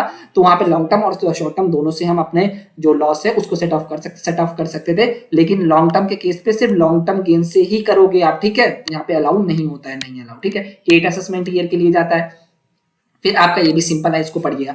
अब मेन चीज क्या है, अब इसमें क्या पूछा है, loss from house property can be set of against, अगर हाउस प्रॉपर्टी का आपका लॉस है तो आप बिजनेस प्रोफेशन से भी, कोई इंटर हेड पे हम कर सकते हैं ना, इंटर हेड पे बिजनेस प्रोफेशन से भी कर सकते हैं, कैपिटल गेन से भी कर सकते हैं, सैलरी से भी कर सकते हैं, बट एक आपका मैक्सिमम जो है वो आपका 2 लाख तक हो सकता है, ठीक है, ये चीज कहीं पे पूछी नहीं गई, तो यहाँ पे ऑल ऑफ दी अब आंसर हमारा होने वाला था। लेकिन अब एक चीज आप ध्यान रखिएगा कि इनडिफिनिट ये टाइम पीरियड पे भी क्वेश्चन पूछ लेते हैं, इसको लिख लीजिएगा। अगर हम इनडेफिनेट टाइम पीरियड तक कैरी फॉरवर्ड करेंगे तो फिर वो आपका अनऑब्जर्व डेप्रिसिएशन और स्पेसिफिक बिजनेस जो लॉस है उनको हम जो आपका इनडेफिनिट टाइम तक है उस कैरी फॉरवर्ड कर सकते हैं। 8 ईयर तक किसको कर सकते हैं, जो हमारे मेन हेड है हाउस प्रॉपर्टी को हम 8 ईयर असेसमेंट मतलब 8 ईयर कैरी फॉरवर्ड कर सकते हैं। वो आपका हो सकता है हाउस प्रॉपर्टी, ठीक है, बिजनेस हो सकता है, लॉन्ग टर्म कैपिटल गेन हो सकता है, शॉर्ट टर्म कैपिटल गेन हो सकता है। फिर 4 ईयर में किसको कर सकते हैं, 4 ईयर में आपका जो हॉर्स से जो आपकी लॉस हुई है, ठीक है, तो हॉर्स के कितने लेग होते हैं, 4, तो इस तरीके से आप 4 ईयर ध्यान रख सकते हो, ठीक है। जब हम हॉर्स की बात करते हैं वहां पे हम क्या करते हैं, स्पेक्यूलेशन तो करते हैं कि हम जीतेंगे या हारेंगे, जिस पे भी हम पैसा लगा रहे हैं, ये सब चीजें हैं, तो ऐसे आप याद कर सकते हो। स्पेक्यूलेशन से जो होता है उस पे भी 4 ईयर तक ही आप उसको पर्टिकुलर कैरी फॉरवर्ड कर सकते हो, ठीक है। नेक्स्ट क्वेश्चन पे चलते हैं, ये भी अच्छा क्वेश्चन है। Capital loss can be carried forward for a maximum period of time. देखो कैपिटल लॉस कहीं ना कहीं आपका लॉन्ग टर्म कैपिटल लॉस, ठीक है, और शॉर्ट टर्म कैपिटल लॉस, ये आपका किसका पार्ट होता है, ये आपका जो कैपिटल गेन, जो आपका कैपिटल गेन वाला जो था उसका पार्ट होता है। तो जितने भी आपके जो मेन हेड है वो कितने ईयर तक कर सकते हैं, हेड जो भी है वो आपके 8 ईयर असेसमेंट तक आप उनको कैरी फॉरवर्ड कर सकते हो, ठीक है, 8 ईयर तक कैरी फॉरवर्ड कर सकते हो जितने भी आपके हेड्स थे, ठीक है। नेक्स्ट क्वेश्चन पे चलते हैं। For the purpose of the assessment under the income tax 1961 which combination of the following represent income. अब इसमें बोला गया कि कौन इनकम को रिप्रेजेंट करता है, ठीक है, जो भी आपके चारों हेड्स होते हैं उनकी बात हो रही है यहाँ पे, ठीक है। तो अब 29 का देखते हैं। पहला आपसे बोला गया tax free salary from the private sector employee, तो बिल्कुल सही बात है, ये तो आपका कहीं ना कहीं इनकम फ्रॉम सैलरी की बात हो गई, ठीक है, तो पहला तो इंक्लूड होगा ही होगा। अब देखो पहला इसमें इंक्लूड नहीं है, एलिमिनेट कर दिया। पिन मनी को भी छोड़ देते हैं। Awards received by sports person, ये आपका कहीं ना कहीं अदर सोर्स पे जाता है, ठीक है, other source, income from other source पे, तो ये भी इंक्लूड होगा। फर्स्ट और थर्ड तो इंक्लूड होंगे ही होंगे, ये भी एलिमिनेट हो गया। लॉस इनकर्ड बाय एसएससी, ये भी इंक्लूड होता है हमारा, ये भी इंक्लूड होता है, ठीक है, सिंपल सा। तो ये आपका फोर्थ भी होगा भाई, 134 अभी तो चलो ठीक है। यहाँ पे सेकेंड वाला यहाँ पे भी है तो सेकेंड अभी छोड़ दिया हमने। फिर pre request receive by employee, ये भी आपका इनकम फ्रॉम सैलरी कहीं ना कहीं इंक्लूड होता है, इनकम फ्रॉम सैलरी की बात होती है, तो आपका फिफ्थ वाला भी इंक्लूड होगा। तो देखो फिफ्थ वाला स्पेलिंग तो करेक्ट आंसर ऐसे बन गया। अब बात आती है pin money receive by family member, ये क्या होता है। Pin money means a reasonable allowances given to the wife by her husband for her dress and usual household expenses, इसको हम पिन मनी बोलते हैं। जो पिन मनी होता है वो नॉन टैक्सेबल होता है, क्योंकि कहीं ना कहीं क्लबिंग ऑफ इनकम की बात होती है यहाँ पे। क्लबिंग ऑफ इनकम का कंसेप्ट इस पे यूज हो जाता है, इसलिए वो आपका नॉन टैक्सेबल होता है। ठीक है, नेक्स्ट क्वेश्चन पे चलते हैं।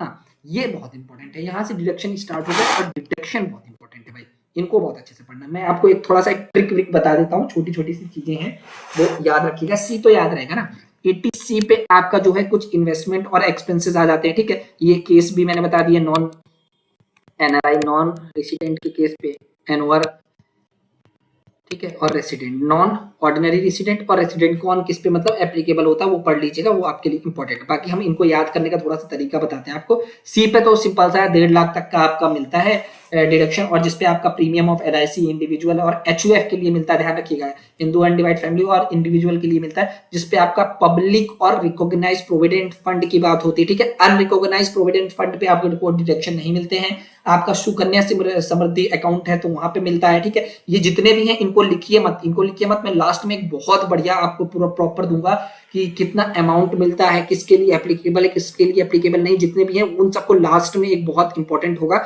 उसको आप स्क्रीनशॉट ले लीजिएगा, वो लिख लीजिएगा। ठीक है, अब भी जितना हो सके क्वेश्चन करने की कोशिश करो। ठीक है, फिर सी की बात आ गई, फिर सी सी डी, और ये तो आपको याद करने पड़ेंगे, इस पे कुछ भी ज्यादा डिफिकल्ट नहीं है, याद हो जाएगा। फिर डी की बात आती है, तो वो डी से कैसे याद रखना है, डी से क्या होता है दवाई, डी से क्या होता है दवाई।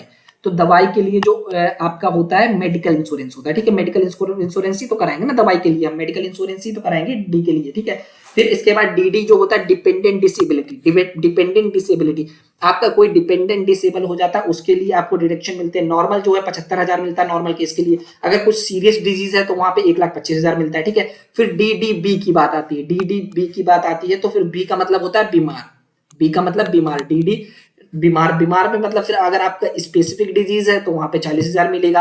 अगर आपकी इससे कुछ मतलब कुछ वैसी है, कुछ इस सीरियस डिजीज है तो वहां पे आपको 1,00,000 मिलता है। फिर आपका नेक्स्ट जो आ जाएगा ई, ये बहुत इंपॉर्टेंट है, ई का मतलब होता है एजुकेशन, ई का मतलब होता है एजुकेशन, ध्यान रखना। यहाँ पे जो आपको डिडक्शन मिलता है हायर एजुकेशन के लिए मिलता है। ठीक है, ध्यान रखिएगा, हायर एजुकेशन का आपका जो इंटरेस्ट रेट पे करोगे एजुकेशन लोन पे, हायर एजुकेशन जिसपे आपका इंक्लूड हो जाएगा ग्रेजुएशन, पोस्ट ग्रेजुएशन, पीएचडी। अब आपसे पूछ लिया जाए 12th के लिए, 12th के लिए नहीं मिलता है, ध्यान रखिएगा। ठीक है, ई से हो गया एजुकेशन।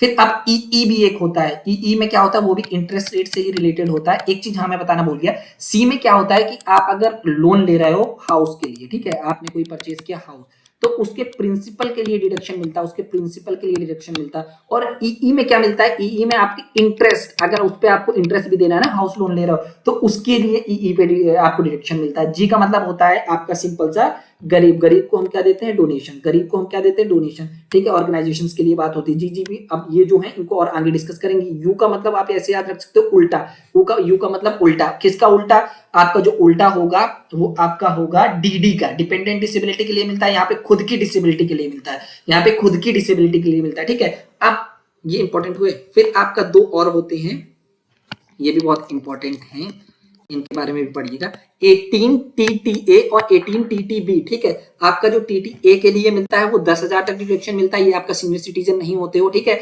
वहां पे सिर्फ और सिर्फ आपको सेविंग डिपॉजिट पे मिलता है, और आपका यहाँ पे 50,000 तक का मिलता है, यहाँ पे सीनियर सिटीजन को मिलता है। यहाँ पे आपका ये अभी नया आया है, अभी इस पे थोड़ा सा अमेंडमेंट हुआ था, इस पे आपका ऑल डिपॉजिट, कोई भी डिपॉजिट हो सारे डिपॉजिट्स पे मिलता है, ये आपके सीनियर सिटीजन को मिलता है। अब हम स्टार्ट करते हैं क्वेश्चन को करना, कुछ भी नहीं इस क्वेश्चन पे, बहुत सिंपल सा क्वेश्चन है। कि ऐसे जो चीजें मैंने आपको थोड़ा सा ट्रिक से बताई ना, उनको जब आप प्रैक्टिस करोगे, बहुत सारे क्वेश्चन अभी मैं इसके लगवाने वाला हूं, तो प्रैक्टिस से आपको चीजें क्लियर होगी। तो देखो टीटी, सबसे पहले इधर से पढ़ना स्टार्ट करते हैं। Deduction in respect of payment of interest on loan taken for higher education, education E की बात होती है भाई। ठीक है, तो सी का फर्स्ट देखो कहां से लो, एलिमिनेट हो गया। इससे ज्यादा सिंपल क्या लोगे, ये क्वेश्चन आपके एग्जाम में आया हुआ है, इससे ज्यादा सिंपल कैसे आ सकता है। अब ठीक है, फिर आपका दूसरा जो होगा ई, दूसरा भी पढ़ते हैं इसको, deduction in respect of interest on the loan taken for residential house, residential house के लिए अगर इंटरेस्ट पे डिडक्शन मिल रहा है वो ई बनता है। ठीक है, तो डी का सेकंड हो गया। मैंने बताया अगर 80C जो होगा वहां प्रिंसिपल के लिए, आपका जो लोन लिया है आपने हाउस के, उसके प्रिंसिपल के लिए डिडक्शन मिलता है, और ई में आपको जो डिडक्शन मिलता है वो आपके इंटरेस्ट के लिए मिलता है, सिंपल सा ध्यान रखना, रेसिडेंशियल हाउस के लिए। फिर आपको ये पता चल गया। फिर देखते हैं लास्ट में दूसरा, देखते हैं deduction in respect to interest on deposit in saving account. अब सेविंग अकाउंट की बात कर रहा है, सिर्फ सेविंग अकाउंट पे डिडक्शन किसमें मिलता है, वो आपका TTA पे मिलता है, ठीक है। फर्स्ट का जो हो गया वो थर्ड हो गया, फर्स्ट का जो थर्ड हो गया। अब CCD ऑब्वियस ही बात है, CCD ही बचा है, तो वहां पे आपका जो नेशनल पेंशन सिस्टम है उसके लिए मिलता है, तो यहाँ पे करेक्ट आंसर फर्स्ट वाला इजीली बन जाता है। नेक्स्ट क्वेश्चन पे चलते हैं। अब देखो ये भी अच्छा क्वेश्चन है। As per the section 18G maximum deduction allowed for any cash donation, ठीक है। जी का मतलब क्या होता है? गरीब। जी का मतलब क्या होता है? गरीब। गरीब को हम क्या देते हैं? डोनेशन। गरीब को हम देंगे डोनेशन, तभी तो वो जिंदा रहेगा ना, ठीक है। इस तरीके से आता है। अब ये जितने भी सेक्शन है उनके बारे में हमने बात की है आपसे।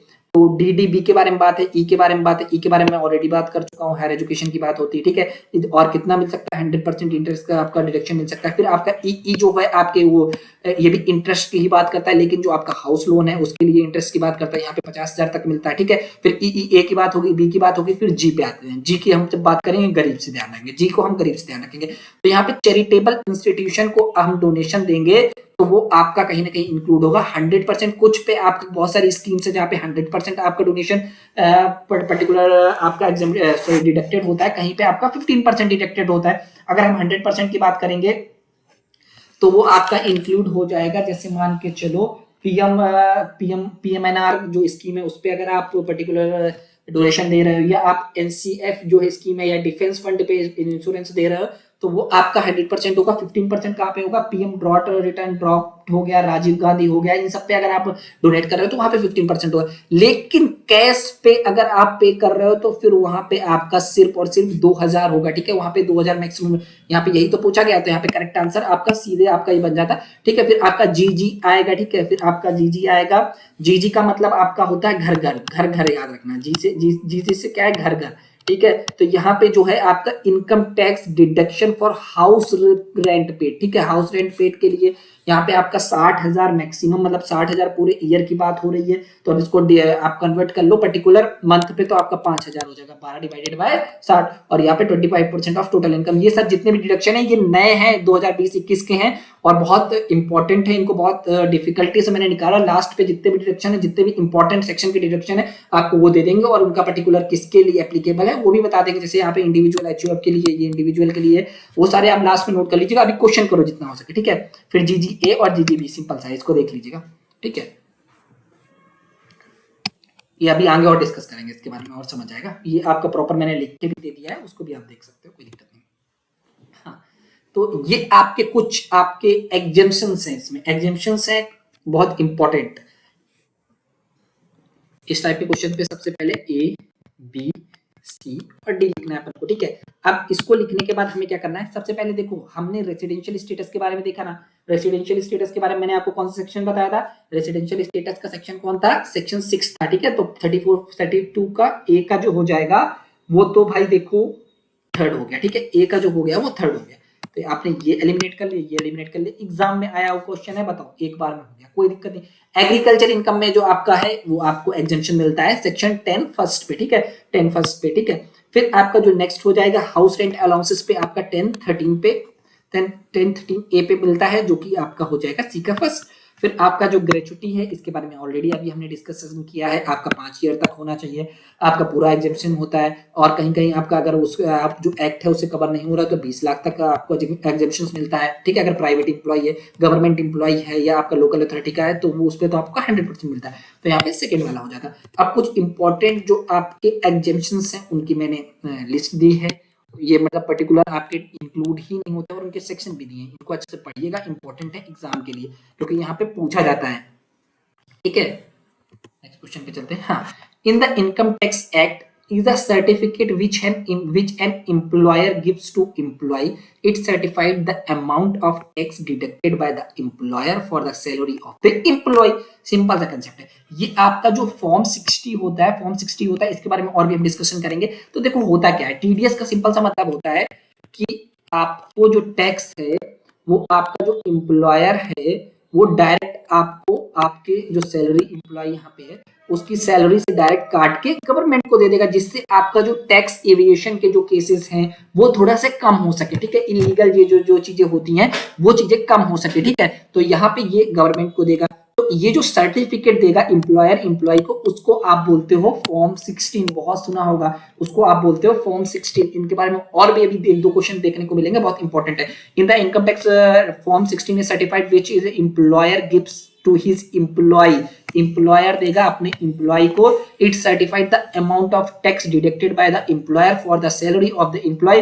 Form 16 in the is the salary TDS certificate if your income from salary for the financial year more than basic exemptions, जो आपका 2.5 लाख है उससे ऊपर अगर आपकी इनकम है तो आपका एम्प्लॉयर वहीं पे टैक्स काटेगा और गवर्नमेंट को पे कर देगा, फिर वहां से आपको जो सर्टिफिकेट मिलेगा फॉर्म 16 वो आपको दे देगा। सिंपल सी बात है, ठीक है। और यहाँ पे और भी चीजें मैंने यहाँ पे आपको बहुत इंपॉर्टेंट है, टीडीएस के कुछ रेट हैं वो दिए हुए हैं, वो देखो एक्ट पे। आपका सेक्शन 192 जो पेमेंट ऑफ सैलरी पे बात करता है, सेक्शन 193 जो आपका इंटरेस्ट ऑन सिक्योरिटी पे बात करता है जो 10% है, आपका सेक्शन 194 जो डिविडेंड की बात करता है 10% है। अब डिविडेंड, पहले डिविडेंड पे जो टैक्स होता था वो कंपनीज देती थी, लेकिन अब डिविडेंड पे जो टैक्स है वो आपके हैंड पे टैक्सेबल होगा, ठीक है। 194A पे बात होती है, ठीक है, ये चीज आप देख लीजिएगा। 194B पे जो है आपका टीडीएस जो है 30% लगता है, जिसमें आपका लॉटरी और क्रॉसवर्ड पजल की बात होती है, ठीक है। ये सारी कैजुअल इनकम की बात है, ठीक है। नेक्स्ट पे चलते हैं।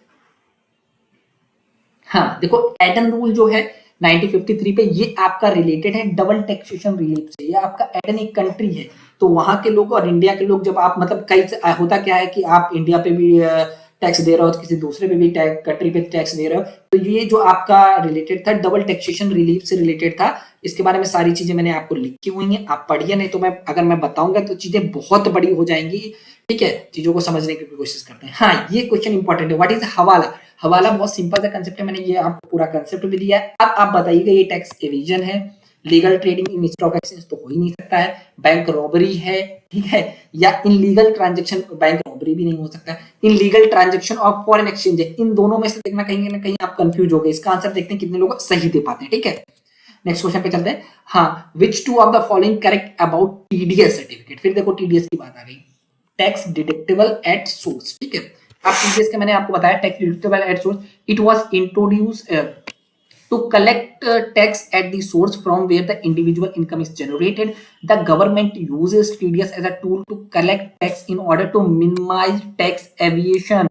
टैक्स एविएशन का जो है उसको कहीं ना कहीं मिनिमाइज कर सको by taking the income partially और wholly at the time is generated rather than later day, ठीक है। जो फॉर्म 16 जो होता है वो आपकी सैलरी के टीडीएस, ठीक है, सैलरी टीडीएस सर्टिफिकेट से रिलेटेड होता है। तो देखो ये तो आपका गलत हो गया, नॉन सैलरी लिखा हुआ है तो ये गलत हो गया, सिंपल सी बात है।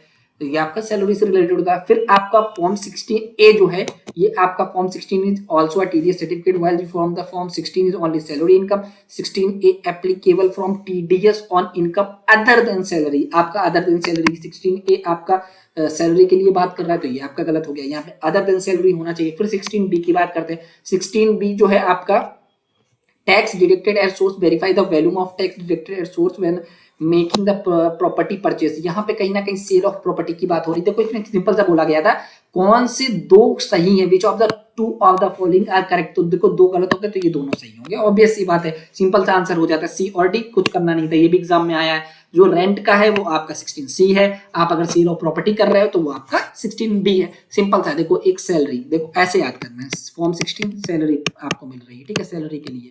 फिर 16A भाई नॉन सैलरी के लिए भी आपको नॉन सैलरी से भी कुछ पेमेंट मिलते हैं। अब सैलरी मिल रही है तो 16B पे आपने क्या किया, प्रॉपर्टी परचेज कर ली, तो वहां पे प्रॉपर्टी के लिए, ठीक है। अब आपने प्रॉपर्टी परचेज कर ली 16C पे, तो उसको भाई प्रॉपर्टी को जो है वो आपने रेंट पे चढ़ाया, ठीक है, उसको, क्योंकि इतना प्रॉपर्टी आपको क्या करनी है तो उसको रेंट पे किया आपने। तो ये आपके सिंपल से आपको याद हो जाएंगे, कुछ भी ज्यादा डिफिकल्ट नहीं होने वाला है इस पे। 36 क्वेश्चन का आंसर जो बन जाएगा आपका CND बन गया।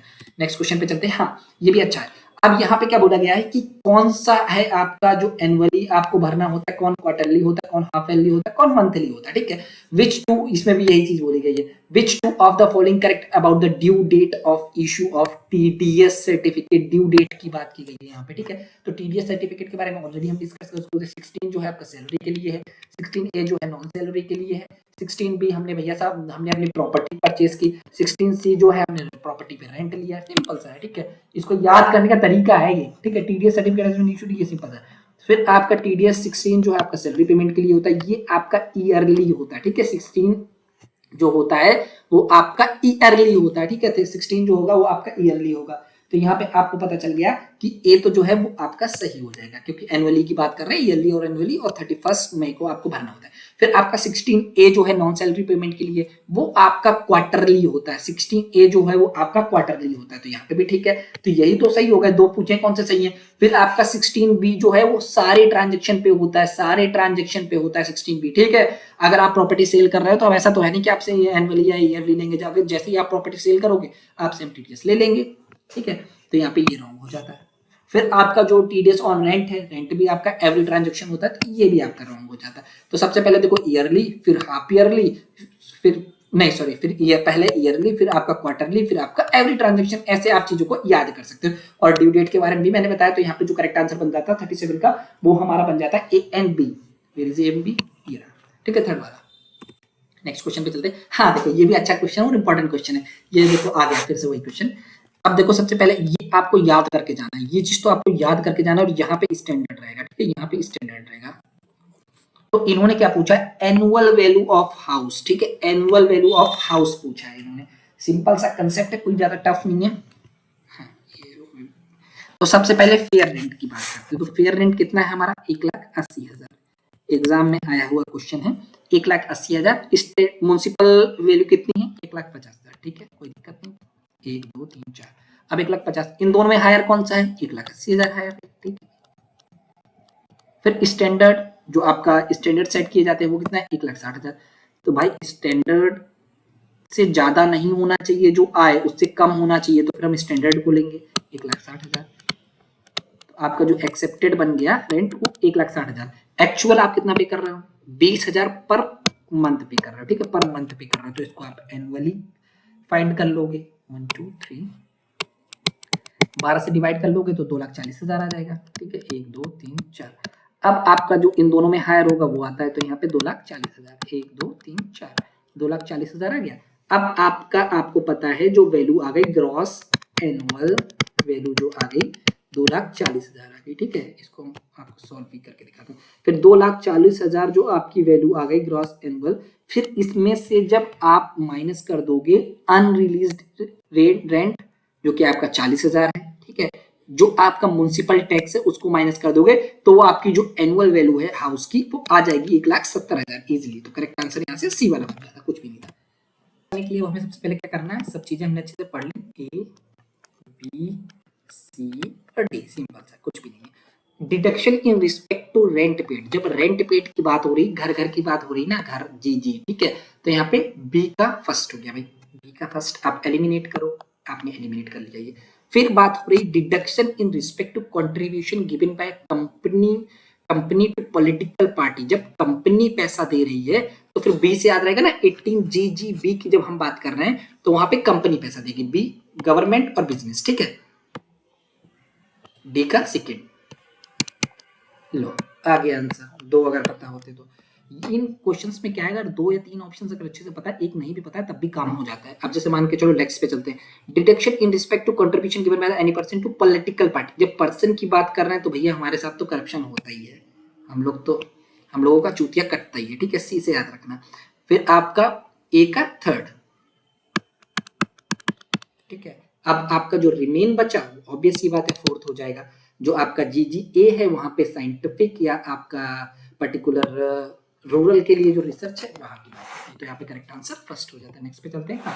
The due date for first installment of advance tax by SAC other than company, अगर कंपनी की बात करेंगे तो वहां पे 15 जून की बात होती है, लेकिन अदर देन कंपनी की बात होगी तो वहां पे 15 सितंबर की बात होती है। तो यहाँ पे करेक्ट आंसर ये हो जाता है। यहाँ पे 15% आप दे दोगे, फिर 30% और इंक्लूड करोगे तो 45%, इस तरीके से 100% आपको 15 मार्च तक देना होता है। इसी एडवांस टैक्स की इस पे बात होती है, simple C.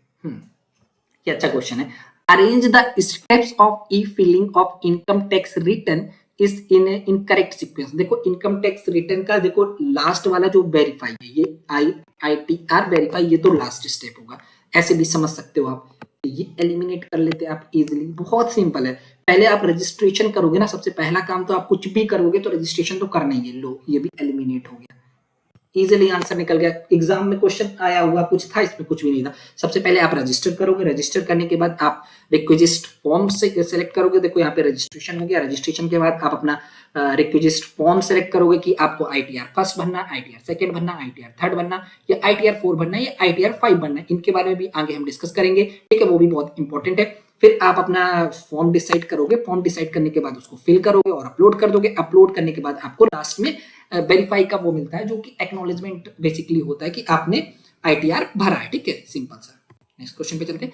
The way of tax liability by taking full advantage provided by the act, इसको हम बोलते हैं टैक्स प्लानिंग। यहाँ पे एटीसी से एटीयू के बीच जो भी डिडक्शन है उनको लेके आप अपनी टैक्स लायबिलिटी को कम करते हो। टैक्स एविएशन में आपका इलीगल मेथड्स आप यूज करते हो, वो इलीगल भी है और इमोरल भी है, ठीक है। टैक्स अवॉइडेंस की अगर हम बात करेंगे, वो आपका विद इन लॉ की बात होती है, विद इन लॉ की बात होती है, लूपहोल्स की बात होती है, लेकिन आपका लीगल चीजें होती हैं और इमोरल रहता है, ये भी इमोरल होता है। तो यहाँ पे करेक्ट आंसर आपका बन जाता है टैक्स प्लानिंग। नेक्स्ट क्वेश्चन पे चलते हैं। हाँ, ये भी अच्छा है। Belated return under section 139 subsection 4 can be field at any time. देखो, बिलेटेड रिटर्न का मतलब सिंपल सा ये होता है कि आपका जो इनकम टैक्स रिटर्न है वो आपको भरना था ड्यू डेट को, लेकिन उस ड्यू डेट को आप अपना इनकम टैक्स रिटर्न नहीं भर पाते हो, तो फिर आप बिलेटेड रिटर्न भरते हो, ठीक है। बिलेटेड रिटर्न आपका भर सकते हो, आप belated return can be filed any time before the expiry of the relevant assessment year और before the assessment is complete whichever is earlier, ठीक है। तो यहाँ पे देखो ऑप्शन पे कहाँ पे है आपका ऑप्शन, आपका जो थर्ड हो जाएगा वो सही हो जाएगा। आप इसको पढ़िएगा तो बहुत इंपॉर्टेंट है। यहाँ पे कहीं ना कहीं आपका अगर फाइन की भी बात की गई है और भी बहुत सारी चीजें बात की गई हैं, तो अगर आप आईटीआर जो है, अगर लेट फीस जो है आपकी 10,000 लगती है, ठीक है, लेकिन अगर आप इनकम टैक्स के जो दायरा है 2.5 लाख से कम में हो, या सॉरी 5 लाख से अगर कम है टैक्स पेयर, तो वहां पे सिर्फ और सिर्फ आपका 1,000 से कम ही फाइन होगा, उससे ऊपर नहीं निकल सकता है, ठीक है। नेक्स्ट पे चलते हैं। Return of income is submitted under which section of income tax act. ये भी सिंपल सा है, ये कहीं ना कहीं लर्निंग बेस्ड क्वेश्चन है, तो ये आपका सेक्शन 139 सबसेक्शन फर्स्ट हो जाएगा, ठीक है। Which of the following is not taxable under the head of salary. तो remuneration paid to the lecture of the college for setting a question paper, ये आपका इनकम फ्रॉम अदर सोर्स पे जाता है, ठीक है, इनकम फ्रॉम अदर सोर्स पे जाता है, ठीक है। फिर salary received by member of parliament, ये भी आपका जो है इनकम फ्रॉम अदर सोर्स पे जाता है, ठीक है, इनकम फ्रॉम अदर सोर्स पे जाता है, ठीक है। क्योंकि यार उनको सैलरी इसलिए नहीं मिल रही ना कि वहाँ, ये आप लोग सोचोगे कि इनकम फ्रॉम सैलरी में जाना चाहिए, सैलरी में इसलिए नहीं जा रहा है, उनको सैलरी थोड़ी ना मिल रही है, उनको प्रॉपर किसी के एम्प्लॉय थोड़ी ना है, वो तो इलेक्शन जीत के आए हैं, तो वो आपका इनकम फ्रॉम अदर सोर्स पे जाता है। Commission receive by employer for directing, ये आपका पार्ट होता है सैलरी का। तो यहाँ पे करेक्ट आंसर जो ए और बी कौन सा पार्ट नहीं होता है, ये बहुत इंपॉर्टेंट है, तो ए और बी जो है पार्ट नहीं होता है। नेक्स्ट पे चलते हैं। हाँ, which among the following is a progressive tax, मैं ऑलरेडी बता चुका हूँ, जो आपका इनकम टैक्स होता है वो प्रोग्रेसिव टैक्स होता है, ठीक है। 0 to 2.5 लाख आपका कोई टैक्स नहीं है, ठीक है। 2.5 लाख से आपका जो 5 लाख है वहां पे आपका 5% है, ठीक है। फिर आपका इस तरीके से जब टैक्स चलता है उसको प्रोग्रेसिव टैक्स बोलते हैं, ठीक है।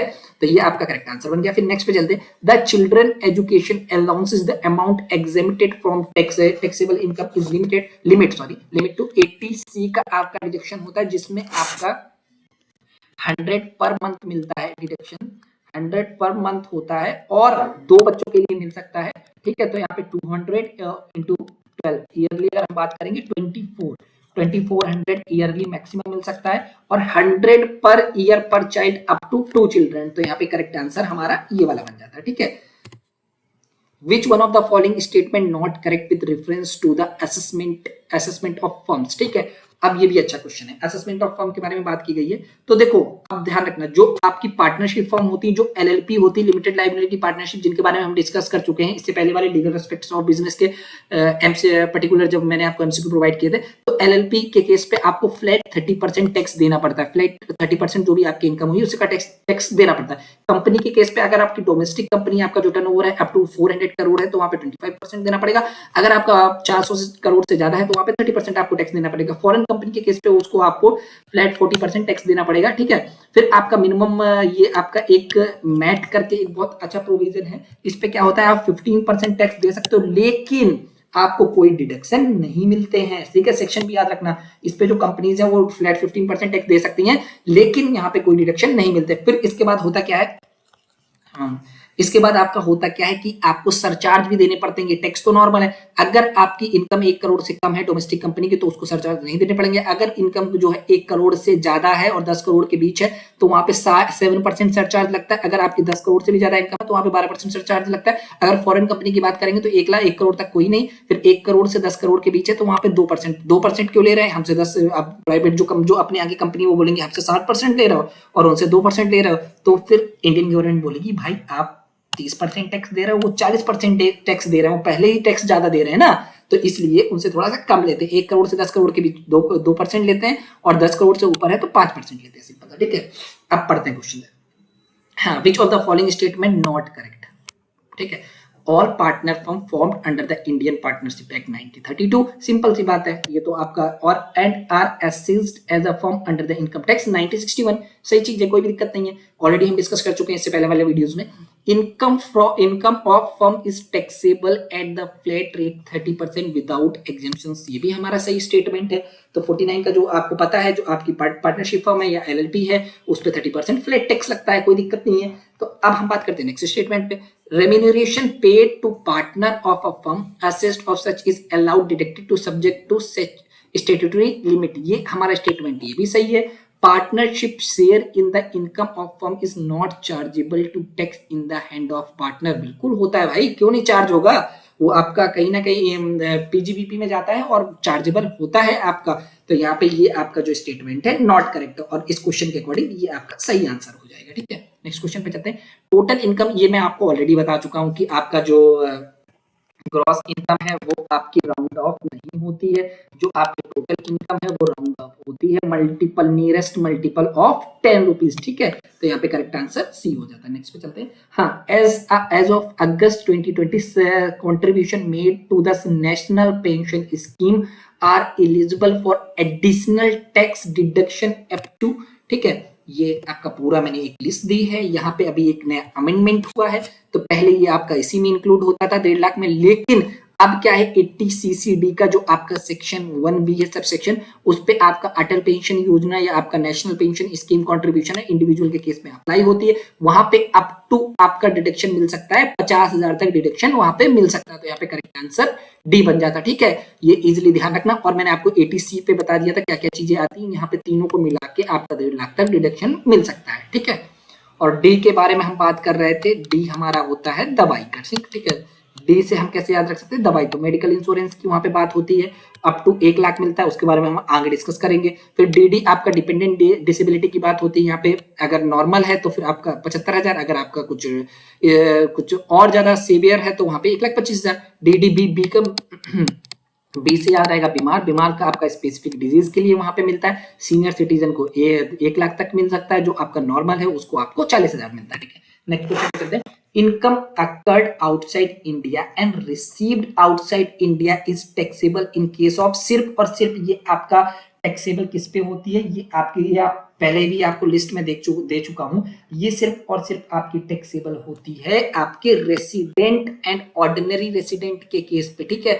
रेसिडेंट एंड ऑर्डिनरी रेसिडेंट के केस पे टैक्सेबल होती है हमारी, तो करेक्ट आंसर यहाँ पे ए वाला बन जाता है। नेक्स्ट क्वेश्चन पे चलते हैं, ये भी अच्छा है। Corporate tax is levied on the income of both registered and unregistered company, देखो रजिस्टर्ड कंपनी पे तो भाई कॉर्पोरेट टैक्स लगेगा, अनरजिस्टर्ड कंपनी पे नहीं लग सकता, तो ये स्टेटमेंट तो हमारा गलत हो गया। नेक्स्ट पे चलते हैं। Corporate tax is levied on income of the individual and Hindu undivided family, नहीं भाई, कॉर्पोरेट टैक्स की बात हो रही है तो वो आपका सिंपल सी बात है कंपनीज के केस में लगता है ना। हिंदू अनडिवाइडेड फैमिली और इंडिविजुअल ये तो पर्टिकुलर पर्सन है, पर्सन के तरीके ट्रीट कर जाते हैं, इन पे तो आपका इनकम टैक्स लगता है ना, इन पे आपका इनकम टैक्स लगता है, तो ये भी स्टेटमेंट रॉन्ग हो गया। Corporate tax is levied only on the income of the registered company and corporation, हाँ रजिस्टर्ड कंपनीज और कॉर्पोरेशन के केस पे लगता है, तो हमारा जो स्टेटमेंट है सी सही हो जाता है। एंड हाँ, अब तक अगर वीडियो को आपने लाइक नहीं किया प्लीज लाइक किया करो यार, प्लीज जितना हो सके वीडियो को शेयर किया करो, काफी एफर्ट लगते हैं वीडियो को बनाने में, कम से कम 15 से 20 दिन में तो मैंने आपके ये क्वेश्चंस कलेक्ट किए थे सारे पेपर से, प्रीवियस ईयर के क्वेश्चंस पेपर से आपके क्वेश्चन कलेक्ट किए, उसके बाद भी काफी ज्यादा आपका चीजें होती हैं, उनको प्रॉपर देखना, उनको प्रॉपर सेटल करना चीजों को और प्रॉपरली फॉर्मेटिंग करना, तो आप प्लीज वीडियो को लाइक किया करो, जितना हो सके वीडियो को शेयर जरूर किया करो, इससे दूसरे की भी हेल्प होगी और थोड़ा सा मुझे भी मोटिवेशन मिलेगा, ठीक है। अब ये सारी चीजें मैंने ऑलरेडी आपको बता दी हैं, तो आपका करेक्ट आंसर यहाँ पे सी बन जाता है। हाँ, तो देखो नेक्स्ट क्वेश्चन पे चलते हैं। बेसिकली इसमें क्या बोला है, सुगम इज ऑल्सो नोन एज। अब ये जो आपके आईटीआर जो इनकम टैक्स रिटर्न के कुछ आपके फॉर्म्स होते हैं उनके बारे में बात करते हैं। आईटीआर फर्स्ट जिसको हम लोग सहज बोलते हैं, वो बेसिकली आपका जो फिल करता है for individual being a resident other than not ordinary resident having total income up to 15 lakh and थोड़ा बहुत उनका इनकम फ्रॉम सैलरी होगा, वन हाउस प्रॉपर्टी होगी एंड अदर सोर्स होगा and agriculture income up to 5000 होगी। फिर आईटीआर सेकंड जो है आपका, जो आईटीआर फर्स्ट में नहीं कवर होता वो आईटीआर सेकंड भरते हैं। वहां पे आपके बेसिकली जो आपकी इनकम फ्रॉम होती है profit and gain, not having income from profit and gain of business and professions, ठीक है, वो आपका नॉट हैविंग, ध्यान रखिएगा, वो आपके आईटीआर 2 पे आते हैं। आईटीआर 3 पे आपके वो आते हैं जो आपका इंक्लूड होता है income from profit and gain of business and PGBP वाले जो होते हैं वो आपके आईटीआर 3 पे आते हैं। फिर आईटीआर 4 सुगम बहुत इंपॉर्टेंट है, इसमें आपका स्पेशल टैक्स रिजीम की बात होती है। यहाँ पे क्या होता है, जो आपका एक एग्जिस्टिंग टैक्स स्ट्रक्चर है वो ना यूज करके आप एक ये टैक्स स्ट्रक्चर यूज कर सकते हो। 0 से 2.5 लाख पे आपका कोई टैक्स नहीं, ठीक है। फिर आपका 2.5 लाख से 5 लाख पे आपका 5% टैक्स, फिर 5 लाख से 7.5 लाख पे आपका 10% टैक्स, ठीक है। 7.5 लाख से 10 लाख पे आपका 15% टैक्स, फिर आपका 10 लाख से 12.5 लाख 20% टैक्स, फिर आपका 12.5 लाख से 15 लाख 25% टैक्स, ठीक है। तो इस तरीके से जब ये वाला आप फॉलो करते हो, यहाँ पे डिडक्शन नहीं मिलते, एक चीज ध्यान रखना है, यहाँ पे कोई डिडक्शन नहीं मिलते, बहुत कम डिडक्शन मिलते हैं। जो एटीसी से एटीयू के डिडक्शन आप ले सकते थे नॉर्मल टैक्स स्ट्रक्चर पे, यहाँ पे डिडक्शन नहीं मिलते। ये आप फॉलो कर रहे हो तो आपको फॉर्म नंबर आईटीआर 4 भरना पड़ेगा, जो आईटीआर 4 जिसे हम सुगम बोलते हैं। सुगम किसको बोलते हैं, आईटीआर 4 को बोलते हैं, ठीक है। ये आंसर करेक्ट हो गया। फिर आईटीआर 5 जो है पार्टनरशिप फर्म के केस पे हम भरते हैं, आईटीआर 5 जो है पार्टनरशिप फर्म के केस पे भरते हैं, आईटीआर 6 जो हम कंपनी के केस पे भरते हैं, आईटीआर 7 जो है ट्रस्ट या चैरिटेबल इंस्टीट्यूट है तब हम भरते हैं, और जो आईटीआर बी होता है जिसे हम वेरिफिकेशन बोलते हैं वो एक्नॉलेजमेंट की बात करता है, ठीक है, सिंपल सा। हाँ, नेक्स्ट क्वेश्चन पे चलते हैं। Tax audit is compulsory in case of the person is carrying on business whose gross turnover exceed, जिसका ग्रॉस टर्नओवर आपका जो है 1 करोड़ से ज्यादा होता है, उसको आपका टैक्स ऑडिट करवाना चाहिए, ठीक है, मैंडेटरी है। फिर नेक्स्ट पे चलते हैं, ये भी अच्छा है। ग्रॉस एनुअल वैल्यू, ये आपका हाउस प्रॉपर्टी से एक क्वेश्चन और आ गया, तो किस पे डिपेंड होता था, स्टैंडर्ड रेंट पे भी डिपेंड होता था, जो कि ये आपका स्टैंडर्ड जो फिक्स करती थी गवर्नमेंट। फिर आपका म्युनिसिपल वैल्यूएशन पे भी बेस्ड होता था, फेयर रेंट पे भी बेस्ड होता था। यहाँ पे ऑल ऑफ दी अबव, ये मैंने आपको बताया था ना, सबसे पहले फेयर रेंट को देखते थे और म्युनिसिपल रेंट को देखते थे, इन दोनों में जो ज्यादा होता था उसको इंक्लूड करते थे। फिर हम यहाँ से देखते थे स्टैंडर्ड रेंट को। स्टैंडर्ड रेंट में क्या होता था, स्टैंडर्ड रेंट अगर आपका कम है तो ठीक है, अगर आपका ज्यादा है तो ठीक है, लेकिन अगर ये कम है तो फिर आपको इसको इंक्लूड करना पड़ता था। फिर ये आपका एक्सपेक्टेड आता था, फिर आपका एक्चुअल होता था। इन दोनों में जो हायर होता था वो आपका gross annual value of property बनती थी। तो यहाँ पे किस पे बेस्ड होती थी, स्टैंडर्ड रेट पे, म्युनिसिपल वैल्यूएशन पे, फेयर वैल्यू पे। तो यहाँ पे करेक्ट आंसर डी बन जाता। नेक्स्ट पे चलते हैं, ये भी अच्छा है। हाँ, arrange the following procedure of income tax return E filing in India. तो ये सिंपल सा है, इस पे कुछ भी नहीं है। अगर आप ई फाइलिंग की बात कर रहे हो तो आपका सेक्शन भी दिया है, सेक्शन 139, जिसके बारे में अभी हमने थोड़ा सा एक पहले क्वेश्चन आया था, वो उसको मैंने बताया था। तो यहाँ पे आपका सबसे पहले रजिस्ट्रेशन होगा। रजिस्ट्रेशन का देखो, रजिस्ट्रेशन से लॉगिन से सबसे पहले लॉगिन तो हो नहीं सकता, पहले रजिस्ट्रेशन करोगे ना, फिर ही तो लॉगिन करोगे। तो यहाँ पे बी सबसे पहले होगा, ये दोनों एलिमिनेट हो गए। बी के बाद आप क्या करोगे, लॉगिन करोगे। बी के बाद ए तो होना ही होना है, ये तो भाई मैंडेटरी है लॉगिन, तभी जब पहले रजिस्ट्रेशन करेंगे तभी तो लॉगिन करेंगे, ये तो सबको ही पता होगा। फिर आपका क्या होगा, फिर आप download utility and preparing return, यहाँ पे आप download utility and preparing return करोगे, ठीक है। फिर आपका जो होगा डी वाला होगा, ठीक है। डी के बाद फिर आपका होगा ई, फिर आप फिल करोगे अपने टैक्स को। टैक्स को फिल करने के बाद लास्ट में आपका वेरिफिकेशन होगा, जिसे आप आईटीआर बी भी बोलते हो, ठीक है। तो यहाँ पे जो करेक्ट आंसर बनता है वो आपका 4th वाला बन जाता है, BADEC, ठीक है। नेक्स्ट क्वेश्चन पे चलते हैं। हाँ, if the interest is payable outside India tax must be deducted at source, ठीक है। बहुत अच्छा क्वेश्चन है, टीडीएस से है। तो ये क्वेश्चन मैं वो आप लोग करिएगा, देखते हैं कितने लोग इस क्वेश्चन का आंसर दे पाते, क्योंकि मैं पता है 4-5 क्वेश्चन आपके लिए इसलिए छोड़ता हूँ क्योंकि थोड़ा सा आप भी मेहनत करो। कुछ ऐसे क्वेश्चन छोड़ता हूँ जिनसे आपको बहुत कुछ सीखने को मिलेगा। ये क्वेश्चन आप इजिली नहीं कर पाओगे, आपको अच्छा खासा एफर्ट्स डालने पड़ेंगे। तो थोड़ा एफर्ट्स आप भी डालो, थोड़ा एफर्ट्स मैं डालूंगा, ऐसे आपका जेआरएफ क्लियर होगा। आप अगर सोचोगे मैं एफर्ट डालूं और सिर्फ उससे हो जाएगा तो नहीं होगा, आपको मेहनत करनी पड़ेगी और मेहनत करो, ठीक है। हाँ, नेक्स्ट पे चलते हैं। Deduction in respect to medical insurance premium is allowed under. अब देखो ये याद नहीं है तो फिर बेकार है यार। मैंने इतनी बार आपको बताया कि यार 80 आपका 59 का क्या होना चाहिए, डी क्या होता है, डी होता है दवाई भाई। दवाई के लिए मेडिकल इंश्योरेंस कौन सा होता है, डी। ठीक है, डी डी क्या होता है, डिपेंडेंट डिसेबिलिटी की बात होती है वहां पे। ठीक है, यू क्या होता है, उल्टा की बात होती है। उल्टा में क्या होता है, यहाँ पे डिपेंडेंट डिसेबिलिटी के लिए मिलता है, यहाँ पे खुद की डिसेबिलिटी के लिए मिलता है। सी क्या होते हैं, यहाँ पे 1.5 लाख तक का मिलता है, जहाँ पे आपको बहुत सारी चीजें इंक्लूड होती हैं, ऑलरेडी हम डिस्कस कर चुके हैं जिनके बारे में। अब मेन चीज बनती है डी पे एक और ये अभी नया आया हुआ है, बहुत इंपॉर्टेंट है। तो देखो आपका जो मेडिकल इंश्योरेंस की बात होती है वहां पे आप कितना डिडक्शन ले सकते हो। देखो यहाँ मान के चलो आप खुद के लिए ले सकते हो, यहाँ पे सेल्फ और रिस्पॉन्स और डिपेंडेंट चिल्ड्रन की बात कर रहे हैं। यहाँ पे पेरेंट्स दोनों के लिए आप ले सकते हो, जिसमें से खुद के लिए अगर दोनों की एज 60 ईयर से कम है, ठीक है, आपकी भी एज 60 ईयर से कम है और आपके फादर की भी 60 ईयर से कम है, तो दोनों लोग 25-25 हजार का डिडक्शन ले सकते हो, 50 हजार का। ठीक है, फिर इसके बाद क्या होता है कि आपकी एज तो 60 साल से कम है तो आप 25 हजार ले सकते हो, लेकिन जो आपके पेरेंट्स हैं उनकी एज 60 साल से ज्यादा होगी तो 50 हजार का डिडक्शन मिल सकता है। ठीक है, यहाँ पे 50 हजार का डिडक्शन मिलता है तो यहाँ पे ये 75 हजार हो जाता है। ठीक है, फिर नेक्स्ट पे क्या है, फिर यहाँ पे आपकी एज भी जो है वो 60 साल से ज्यादा हो गई और आपके पेरेंट्स की एज तो ऑब्वियस सी बात है 60 साल से ज्यादा होगी जब आपकी एज ज्यादा, तो यहाँ पे 1 लाख। अब आप लोग ये मत बोलना यहाँ पे 50 हजार करिए और यहाँ पे भी 25 हजार करिए, वो पॉसिबल नहीं है ना, वो सोच के देखो। तो यहाँ पे करेक्ट आंसर जो हो जाएगा वो बी वाला बन जाएगा easily. Under the Income Tax Act 1961, the education cess of 2% is calculated in amount of, ये मैं ऑलरेडी एक क्वेश्चन इस पे डिस्कस कर चुके हैं। जो आपका एजुकेशन सेस है वो आपका इनकम टैक्स प्लस सरचार्ज पे बेस्ड होता है। यहाँ पे आपका इनकम टैक्स आता है, फिर आपका ये सरचार्ज होता है। इन दोनों को जब हम ऐड कर देंगे फिर उसके बाद हमारा एजुकेशन सेस लगता है। तो यहाँ पे करेक्ट आंसर ये हो जाता है। ठीक है, हाँ, using the loop holes of law to reduce the tax, इसको क्या बोलते हैं, लूप होल्स को यूज करना टैक्स को कम करने के लिए, इसको हम बोलते हैं 61 का हमारा जो करेक्ट आंसर बन जाता है टैक्स अवॉइडेंस। यहाँ पे आपका इलीगल नहीं होता है, ये आपका इलीगल नहीं होता, ये आपका लीगल होता है। यहाँ पे जो लूप होल्स है उनको आप यूज कर रहे हो और ये लेकिन इमोरल होता है भाई, इमोरल होता है। ठीक है, नेक्स्ट पे चलते हैं। The total income of domestic company is taxable at the rate of, देखो डोमेस्टिक कंपनी की जो आपकी इनकम होती है वो किस रेट पे, वो नॉर्मल 30% पे आपकी टैक्सेबल होती है। अगर फॉरेन कंपनी की बात करेंगे तो 40% पे होती है। ठीक है, सिंपल। नेक्स्ट क्वेश्चन पे चलते हैं। हाँ, deduction under section 37 section 1 is allowed under tax law for those expenditure which are, अब ये भी इंपॉर्टेंट है, ये लर्निंग बेस्ड क्वेश्चन है। इसका सिंपल सा आंसर जो हो जाएगा 63 का, आपका रेवेन्यू एक्सपेंडिचर पे आपको डिडक्शन मिलते हैं वहां पे।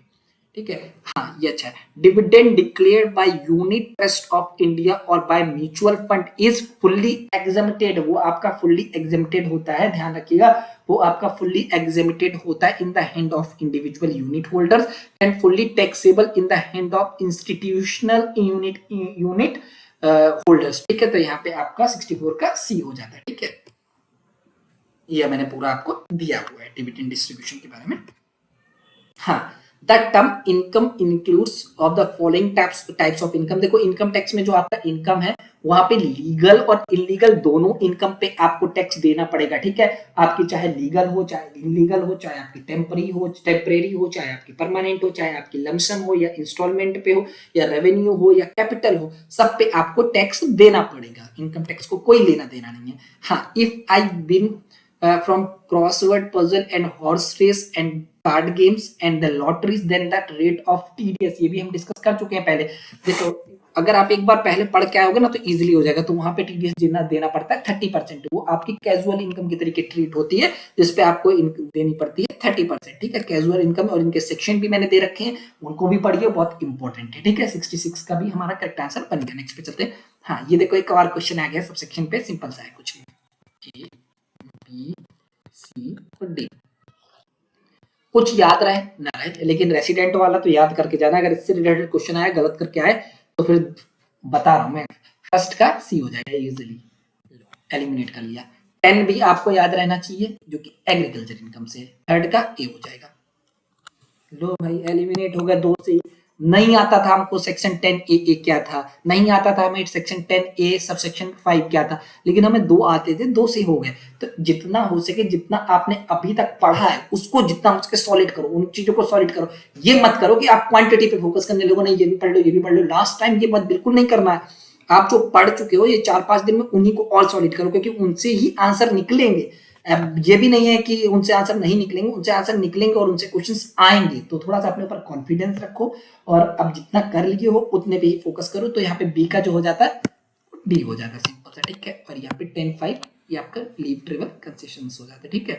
तो यहाँ पे 4th हो जाता है इजिली। नेक्स्ट क्वेश्चन पे चलते हैं। As per the income tax act 1961 for the assessment year 2021 a deduction under section 80 QQB for author of books of literacy artist और scientific nature is allowed up to, देखो हाँ, तो ये भी अच्छा है और इम्पोर्टेंट है।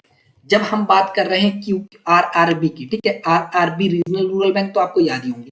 तो यहाँ पे रॉयल्टी और पेटेंट की बात होती है, यहाँ पे रॉयल्टी एंड ऑन पेटेंट की बात होगी, ठीक है। जब हम बात करेंगे QQB की, तो वहां पे रॉयल्टी इनकम ऑफ ऑथर की बात होगी, ठीक है। रॉयल्टी इनकम ऑफ ऑथर की बात होगी। डिडक्टेड कितना है, 3 लाख तक डिडक्टेड है। तो यहाँ पे यार आंसर हो जाता है। जब हम TTA की बात करेंगे, ऑलरेडी हम बात कर चुके हैं, यहाँ पे सेविंग अकाउंट की बात होती है और 10,000 तक आपका होता है, इंडिविजुअल और HOF के केस में होता है। TTB की बात करेंगे तो वहां पे आपका सारे जितने भी सेविंग्स जो भी हैं आपके पे, इंटरेस्ट इनकम अर्न कहीं से भी, आपने सेविंग FD कुछ भी हो सकता है, तो वहां पे आपका हायर सिटीजन की बात होती है 60 ईयर, वहां पे अप टू 15,000 होता है, ठीक है। फिर आपका U उल्टा होता है, वहां पे DD पे डिपेंडेंट डिसेबिलिटी होती है, यहाँ पे खुद की डिसेबिलिटी की बात होती है। यहाँ पे आपका सेम पैसे सेम है, नॉर्मल है तो 75,000, अगर आप सीरियस है तो 1,25,000, ठीक है। तो यहाँ पे करेक्ट आंसर 3rd बन गया। The maximum amount of exemption of compensation received at the time of voluntary retirement under section 10 subsection 10C of the Income Tax Act 1961 is, तो ये आपका होता है 5 लाख तक आपका अलाउ होता है एग्जेम्पशंस, ठीक है। 5 लाख तक अलाउ होता है वॉलंटरी रिटायरमेंट पे। ये जितने भी 10 सेक्शन 10 का जो है ना, इसको बहुत अच्छे से पढ़ के जाइएगा। कुछ एग्जेम्पशंस हैं बहुत इंपॉर्टेंट हैं, उनसे क्वेश्चंस पूछे जाते हैं, ठीक है। नेक्स्ट क्वेश्चन पे चलते हैं। The statutory limit of the deduction under section 80 GG of Income Tax Act 1961 for the assessment year 2020-2021। GG का मतलब क्या होता है, घर घर। मैं ऑलरेडी बहुत बार बोल चुका हूँ, घर घर। पूरा कितना मिलता था आपको, पूरा आपको मिलता था 60,000, ठीक है। 60,000 का आपको मिलता था। 60,000 को 12 में डिवाइड करोगे कितना आएगा, 5,000 पर मंथ हो जाएगा। सिंपल सा, कुछ भी नहीं था इस क्वेश्चन पे। इससे ज्यादा सिंपल क्या मिलेगा यार, क्वेश्चन एग्जाम में आया हुआ है। DDB के बारे में हम ऑलरेडी बात कर चुके हैं। आपका बीमार की बात होगी तो डिजीज की बात होगी, अगर सीरियस है, सीनियर सिटीजन है तो 1 लाख तक की, अगर नॉर्मल है तो 40,000 तक की। ई आपका सिंपल सा एजुकेशन लोन की बात होगी, हायर एजुकेशन की बात होगी, वहां पे भी आपका 100% मिलता है। फिर ई बात होगी तो आपका ये भी इंटरेस्ट की ही बात करता है, लेकिन ये जो इंटरेस्ट की बात करता है हाउस लोन की बात करता है, ठीक है। फिर ये सिंपल से है। जी आपका सिंपल सा, ये ऑलरेडी इन पे हम डिस्कशन कर चुके हैं। जी पे हम आते हैं तो आपका घर घर की बात होती है, 60,000 की बात होती है। 60,000 को जब डिवाइड करोगे अब 12 से तो 5,000 पर मंथ हो जाएगा। एंड हाँ, ये जो इंपॉर्टेंट सबसेक्शन, ये जो इंपॉर्टेंट डिडक्शन है मैंने वो दिए हुए हैं, अब आप इनको नोट कर लीजिए और इनको याद करके जाइएगा, क्योंकि इनसे क्वेश्चंस आने के बहुत ज्यादा चांस है। मुझे लगता है 101% इनसे 2 से 3 क्वेश्चन आपको देखने को मिलने वाले हैं, ठीक है। फिर इसके बाद कुछ इंपॉर्टेंट ये हैं, ये आपका जो मैंने आपको जो स्पेशल टैक्स वाला जो मैंने बताया था जिसपे डिडक्शन नहीं मिलते हैं, ये उसका पार्ट है, ठीक है। फिर आपके कुछ चेंजमेंट हुए हैं जो अभी, वो भी मैंने इसमें इंक्लूड किए हैं, ठीक है। तो ये सारे इंक्लूड किए हैं मैंने आपके लिए, बहुत सारे एफर्ट्स किए। आप प्लीज वीडियो को लाइक करो, जितना हो सके चैनल को शेयर किया करो और चैनल को सब्सक्राइब भी कर दो, दूसरों की भी हेल्प मिलेगी। मैं खुद भी रिसर्च स्कॉलर हूँ, उसके बाद भी आपके लिए इतने सारे वीडियोस लेके आ रहा हूँ। एंड ये हाँ, एक और है, ये भी आप देख लीजिए, ये मेरी राइटिंग है, यहाँ पे आपको जितना समझ आ जाए उतना देख लीजिए, और बाकी नहीं आता है तो फिर मेरे से पूछ लीजिएगा, मैं बताने की कोशिश करूंगा, ठीक है।